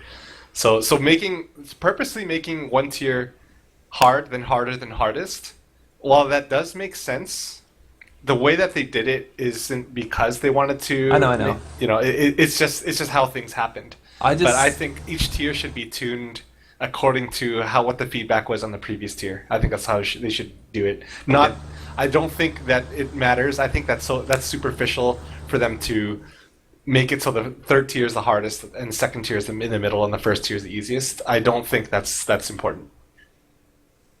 I was just gonna say, imagine Gordius with people being proficient at their jobs like they are now, and the buffs to the classes as well. Like imagine Astro is shit in Gordius, right? But imagine nowadays with all the changes to Astro and stuff, and all the card changes and buffs and stuff. Like, imagine that harder difficulty came through the whole year of Heaven's Ward and all the changes they made to the classes. How different would that prog have been with the class changes too? Like ignoring community feedback and just looking at just players' raw abilities, and like I don't know if I'm wording this well, but like Right. people are more proficient with the way they play. Right. The player base is getting better, Yes. and they have been steadily getting better, despite all we complain about. You know, all the friggin' Beverly Hills ninjas and Yeah. Neville Longbottoms out there. You know, as much as we complain, the player base is steadily getting better since Yeah. 2.0. Like that was before they made the VIT change to Warriors, too. That's a huge deal. And I don't know. I was still learning Dark Knight. I felt like when I was playing Gordius, like I felt like I'm a much better Dark Yeah. Knight than I was Yeah, back in those days but- too. You know that while that would be nice, I think that kind of going back to what I said is they tweak difficulty based on necessity. Yeah. And I also think that one of the things I love about this game is the fact that you could get in and you can catch up right away. Like when I started playing again back in Gordius, I caught up and got back into it right away. Now, even though we've been raiding for a while, we're getting better. There's still people who are new to this game, or people immigrating from World of Warcraft. And basically, I don't know if it's the right word, immigrating. Anyway, so they're coming from World of Warcraft and they don't know how to play this game, and all of a sudden, this is a harder difficulty because you just happen to join on the third raid tier. I think that would be a disservice to new players who are trying to raid. Well, if they're new players, then they progress to the old stuff too, right? So Do they? That would train them. I don't know if they are, but I think they. Matt, what do you think is going to draw more players? People coming over when an expansion's almost over, or right at the start of an expansion? Wouldn't it be better to ease people into the easier tiers first? Yeah, I don't know. When I just said think that, when I said that, like, okay, so when I agreed that I think the difficulty should have steadily increased, I didn't necessarily mean that this tier should have been as hard as Gordius. Like, making the fights as hard as Gordius was obviously a mistake. Like, I personally loved it because I loved how challenging it was, but I also understand that you can't have like DPS checks as high as that while trying to do mechanics for the entire like game population. It's just not going to fucking work. So like maybe okay, so how about this? Instead of we'll say like the first tier was like the creator. It was killed in 2 days or whatever. The second tier was like Final Coil. It was killed in 5 days. And then the third tier was like Midas, to where it was killed, on like the second or third week. Like, I think that like maybe a scale of that I could see. But I can also see your point too, though, is the difficulty of the raid should also not go up, like, based on that. It should also be based on player feedback. Me personally, though, I think it would be kind of cool is if the hardest fight of the last raid tier was the hardest, is all I'm trying to get at. Like, I think that would be cool. Something to because- work for, it's especially yeah. if it's an 8-month gap. Yeah, because in that way, it makes the very last fight, it makes it feel more rewarding. Because when you killed, like when we killed turn 9 for the first time, it was more rewarding than when we killed turn 13. Because turn 9, in my opinion, was harder than turn 13. So, like, if turn 9 would have been as hard as turn 13, or you know what I'm saying? Like, if turn 9 would have been the last fight, I feel that it would have been slightly more rewarding, is all I'm trying to say. Yeah. All right. Well, Okay, next question. Yeah, Next we'll question. move on. Let's see. Hold on, let me copy paste. At Bokchoy, KN. What is decent DPS that I should expect from a healer playing White Mage in A11? She is one of those healers that thinks she doesn't need to do damage. Hold on, let me put Baby Rage at the end. hold on, what baby? Okay. Okay. Well, to answer that question, I don't think it's right to aim for a specific number. Like, I think if you're trying to get a healer to contribute DPS, which they should be doing, just because that's just how this game's designed, right? Take baby steps first. Find safe times to put up dots, and then otherwise heal, right? Don't focus on trying to reach a certain number. Focus more on, adding Using your that GCD. element. Yeah, using your GCDs more often. You don't have to be perfect, right? But just kind of take baby steps, but just trying to acquaint yourself with that aspect of your job of doing damage. So I'd say an average amount for a white mage is probably close to like 300. I think a white mage even at 250, at item level 250, is capable of 600 plus. But to answer your question, but I don't think the number is as important as the mindset of Yes. wanting to DPS and finding ways to fit that into your rotation. So I hope that answers the question. Doc, anything you want to add, since you're a healer as well? No? Awesome, Okay. Doc. Thanks for the input. Okay, so moving on. He might not be here. Yeah, I think you said you had to use the bathroom. All right, so this is a pretty good question. Hold on. Serious question. Do you think rating makes me or anyone more toxic? How do I balance my expecting rating mindset from my casual play style, trying to have fun while I run shit with my guild mates because of course the better you get, the more you expect from people. I think that sometimes the people that don't raid give raiders shit because they're being mean, when actually they're not being mean. They cannot comprehend sometimes how players can care so little about their performance. So what I mean is, like, as a raider, it doesn't matter if you're in a mid-core raid or if you're in a hardcore raid or whatever. You have to perform at a certain level, right? And you have to have expectations when you go into the group, or it's going to get it's going to get bad. But if you're a casual that never raids, which is fine, you have to understand that just because you don't do the hardest content, like, there are going to be people that expect certain things from you. But on the same hand though, like, if you're a raider and you go into like a dungeon, you cannot expect top tier damage. Like, you are setting yourself up to fail if you expect top tier damage in a fucking dungeon, because a lot of people that don't raid, they do dungeons, and that's fine. If their damage is complete ass, then you have to go in there with the expectation that the damage is probably not, especially if you just fucking queue up for it. I think that you're wrong to have the mindset that you're going to have a fucking 8-minute run or whatever in a dungeon that you solo queued into. So I think there's a bit of both. Like there has to be a little bit of give and take, right? Because the people that don't raid, that only do dungeons and stuff, they need to have an understanding that there's going to be an expectation that whenever they do stuff, whenever they do normal mode. I think the fine that- line. Oh, sorry, you go first. I was gonna say, I think the biggest problem is that sounds like they're playing with different mentalities. Like he wants to be doing the best that he can, but the other guys might just be under the impression like I want to have a good time. Yeah. I don't Play care the how game, long press it some buttons. takes. Yeah, they're not so much interested in performing as well as they possibly can as just doing the content with their friends. They have different rating mentalities and different playing mentalities, and that's one of the hardest things probably is to find a group where everyone's on the same page. Have 8 people that want to do the exact same thing, right? It's really hard to find that. So it sounds like that's the biggest issue is that you're playing with a different mentality of the players that you are playing with.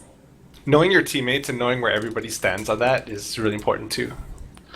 So, but I'd say that to kind of follow up on what Zeno said, I think the fine line exists when you have it exists when you basically where that is the good way to separate is if you have to queue for it in Raid Finder, then there are going to be expectations because that content is a little more demanding. It's not like, hey, if you're not doing this much damage, then you should uninstall this game. No, it's not like that. But if you don't do enough damage, if you don't do enough healing or generate enough threat, you're not going to kill that boss, right? So you have to at least pull your own weight. If you're in a dungeon, honestly, the standard is so low that like it's literally a matter of, oh, this run's going to take 2 more minutes because one of the DPS here isn't that good. It's like, who cares? But like, I think people should, at the same time, people should kind of respect other people for they don't play this game at the same level of intensity as you do, and you just kind of have to live with that fact, right? But man, once you step foot in anything that's in Raid Finder, an Extreme, or Savage, then you're expected to at least pull your weight. Yeah, and that's where I think that the mindset of like more casual players, they don't like if you're a casual player, that's fine, but just know that the type of content you typically do, there's going to be there's going to be different mindsets and different mentalities on harder difficulty. And going into that, you need to have the right mindset. You need to have the mindset that I have to pull my weight or I'm going to get or I'm going to get called out. And when I do get called out because I'm not pulling my weight, I should have known this going in, but instead some people just baby rage and say the group sucks. It's like, well, no, not really. It's actually you suck. And they need to understand that. So I think that like mentality is just so important when you decide to do that. I definitely agree.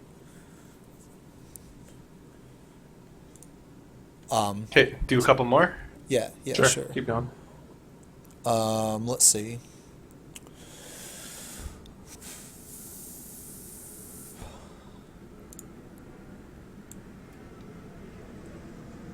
Hold on one sec. Let me copy paste this. Okay, if they change the tanking meta, making tanks using tank stance mandatory to tank the whole fight, would you still play tank in this game? Okay. Do you want to take this one, Chet? Or me too? So I'm just trying to think of how they would do that. Are they Bosses hit harder. We'll just say instead of tank, passive mitigation, Yeah. You have to be in grit. mandatory. yeah. So passive mitigation is not mandatory. So If you're instead getting of autoed, you better be in grit, I basically. would probably play because I really enjoy the style of play of this game. The combat system of this game is great. I think they would be hard pressed to make the game where 20% mitigation would be necessary. But supposing that were true, I don't think that would stop me from playing the game. I just think that the game would have to change a lot in order for that to happen. Yeah, I think so too. I think the amount of changes they would have to undergo would be massive. Like the entire tanking meta right now is based on tank busters. It's based on 0 passive mitigation. The boss tickles you with auto attacks and then unleashes a huge tank buster for Yeah. more HP than you actually have. Like They would have to like tank stance wouldn't have to be giving you like 20% mitigation. It'd have to give you something like 40 or something like crazy like 50, to make it necessary for you to be in your tanking stance. Would you if you were forced to use your tank stance more just because of the sheer damage incoming? I think that would be cool. Yeah, I would wish- have more I fun or wish- less fun? I wish this game. I think it would make tanking more intricate. I honestly think that tanks don't take as a enough healer- damage in this game. As a healer, me too, because I spend like freaking 60-70% of my time in cleric stance, and something about that feels wrong. But Yeah. hey, I do it because it's optimal, not because I want to do more damage. It's just that's how the game is designed. Yeah, outside, I mean, honestly, well, even in Heaven's Ward, Twintania from turn 5 is still one of the Yeah. hardest hitting bosses that this game's ever had. Like, I thought that was crazy, because you bet your ass I was in Shield Elves when that boss yeah. was doing 90% of my health with just auto attack plummet. That 90% of my health is gone, while I have an infirmary debuff, reducing the healing I have coming in. You know, I just, like, Twintania was probably the hardest hitting boss this game has had, like, ever. 13 as well. Turn 13, sure, but not to the level of Not extent. exactly. Yeah, not Turn with 5. turn 5 for the at the time. It was so it hits you so fucking hard, man. It was like Even in turn 12, turn 9 hits harder than turn 12 this tier. You know what I mean? I don't know. Like, I think- wish this game did more damage to tanks. I outside of tank I am busters. perfectly fine with the meta. I actually love the meta. This is my favorite tanking meta of any game that I've played. But if they did make tanking mandatory, I would be fine with it, because I really enjoyed tanking in, you know, Rift and, you know, like other games. But I think that if they did that, it would just make it. You would just, the bosses would have to, the boss's damage output would just be so different, because it would have to mean that almost every attack would be a tank buster. It would mean that you would have to be, so if you take a 9, it would mean that you would get cleaved every, like, what, 5 seconds? Yeah, Or something scrap like that he that. does? Yeah, Yeah. the scrap that he does, like every 5 seconds, you would like have I'd to. be okay with that. Yeah, I think And- it would take a lot more finesse to tank and heal Yeah. appropriately, Yeah. or properly. Yeah, I think the I would still definitely play the game. Like, I love the combat system too. I would definitely still play the game, but I obviously love the tanking meta the way it is now. I really love balancing mitigation with damage. I think it is really rewarding. I find it extremely rewarding when you can mitigate a lot of damage and still do a lot of damage. But at the same time, though, I did play Rift for a while, and I played other games where you had to stay in your tanking stance, and I had just as much fun in that too. It was just a different type of fun. It was, instead of seeing how like big my hit was, or like how much damage I was doing, it was fun to see how much damage I could mitigate, or how much I could like self heal or have self heals. So like, it was just like a different type of fun, I guess, is what I'm saying. So I would definitely still play the game, though. But I think that's about it for questions. All right. Yeah, I think that's about it. So I guess we'll close the show up. Thanks Right, again, awesome show, guys. Yeah, thanks again, guys, for being on. We try to do this, try to do it at least once a month. We're not sure when the next show is going to be, but the next show will be. We'll try to put some more 4.0 stuff in there. We didn't really touch on 4.0 this time because we wanted to cover the raid tier and stuff, and we wanted to kind of go over that, kind of talk about that, but.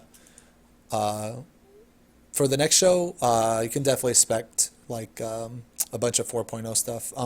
Did you guys, Bach, did you want to give any shout outs or anything? Any shoutouts? I'm Shout out good to for. Sarg. Shout out to Sarg. I love the place. I'm gonna give a shout out to my best friend Luminiferous Ether. It gives me MP when I need it. Never lets me down. Last 24 seconds, sometimes 34. It's great. Anyone else? What about you, Doc? You have any shout outs? Shout out to my Jerry Skogel crew. Jerry Skogel crew? Is that your group from Missouri? Yeah. All right, cool. What about you, Chet? Shout out to my raid group, even though I don't know who else is listening. Maybe Ed, since he's They're always not lurking. listening. Hell no. Ed's They're probably all lurking. playing like Hell, Overwatch or something. You don't care about us. I don't know. The people of Sarg. Sarg's the best. Best server in the game. I don't know. Yeah. My Diablo static. Diablo static? Okay. Blaze and Bro and Xanther, you know? You're giving a shout out to them? They're like, oh, you're doing that podcast again, you fucking loser. Yeah, they probably are. I love those guys. All right. But yeah, that's it. That's all I got. My shout out, like always, it's all my friends, my best friends, my raid group, and to Twitch chat. I love Twitch chat. Twitch Yeah, chat is shout out to love. Twitch chat. Twitch chat is life. One day I will get Twitch chat permanently branded on my right peripheral so that everything I do in life I can see Twitch chat. It's always there with me. Dino, Zelly has a question for you. How many arms do you need to Only be a one. bully? Only one. And I'm going to shout out to my son Marlby. If he's listening, Where is he? Is he in the house? Marlby. Yo, hold on, let me see. Go get him. Go get the marble.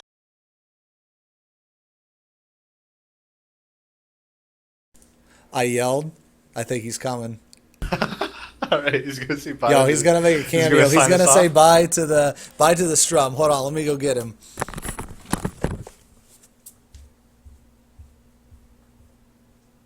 Can you say bye to the strum? Bye. The strum wants to see you, dude. All right.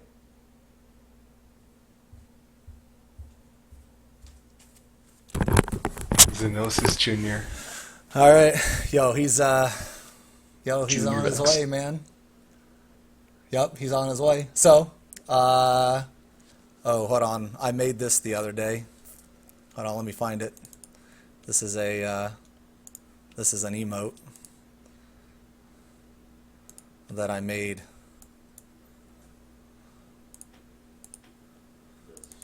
I'm terrified. Oh, hold on. The sun. Shout out to my son. Well, you got to show him your baby face, dude. He just got. Hold on, put your face up to the camera. My face in the Yeah, dude. Show him the emote that we're gonna get at 500 subs, dude. Shout out to the sun. Remember, Strum is like 15 seconds behind, chat. All right, well, okay, so that wraps up the show, I guess. Yo, thanks again for coming on. Thanks again for watching the podcast, and yo, we'll see you guys next time. Later. See ya. Peace out.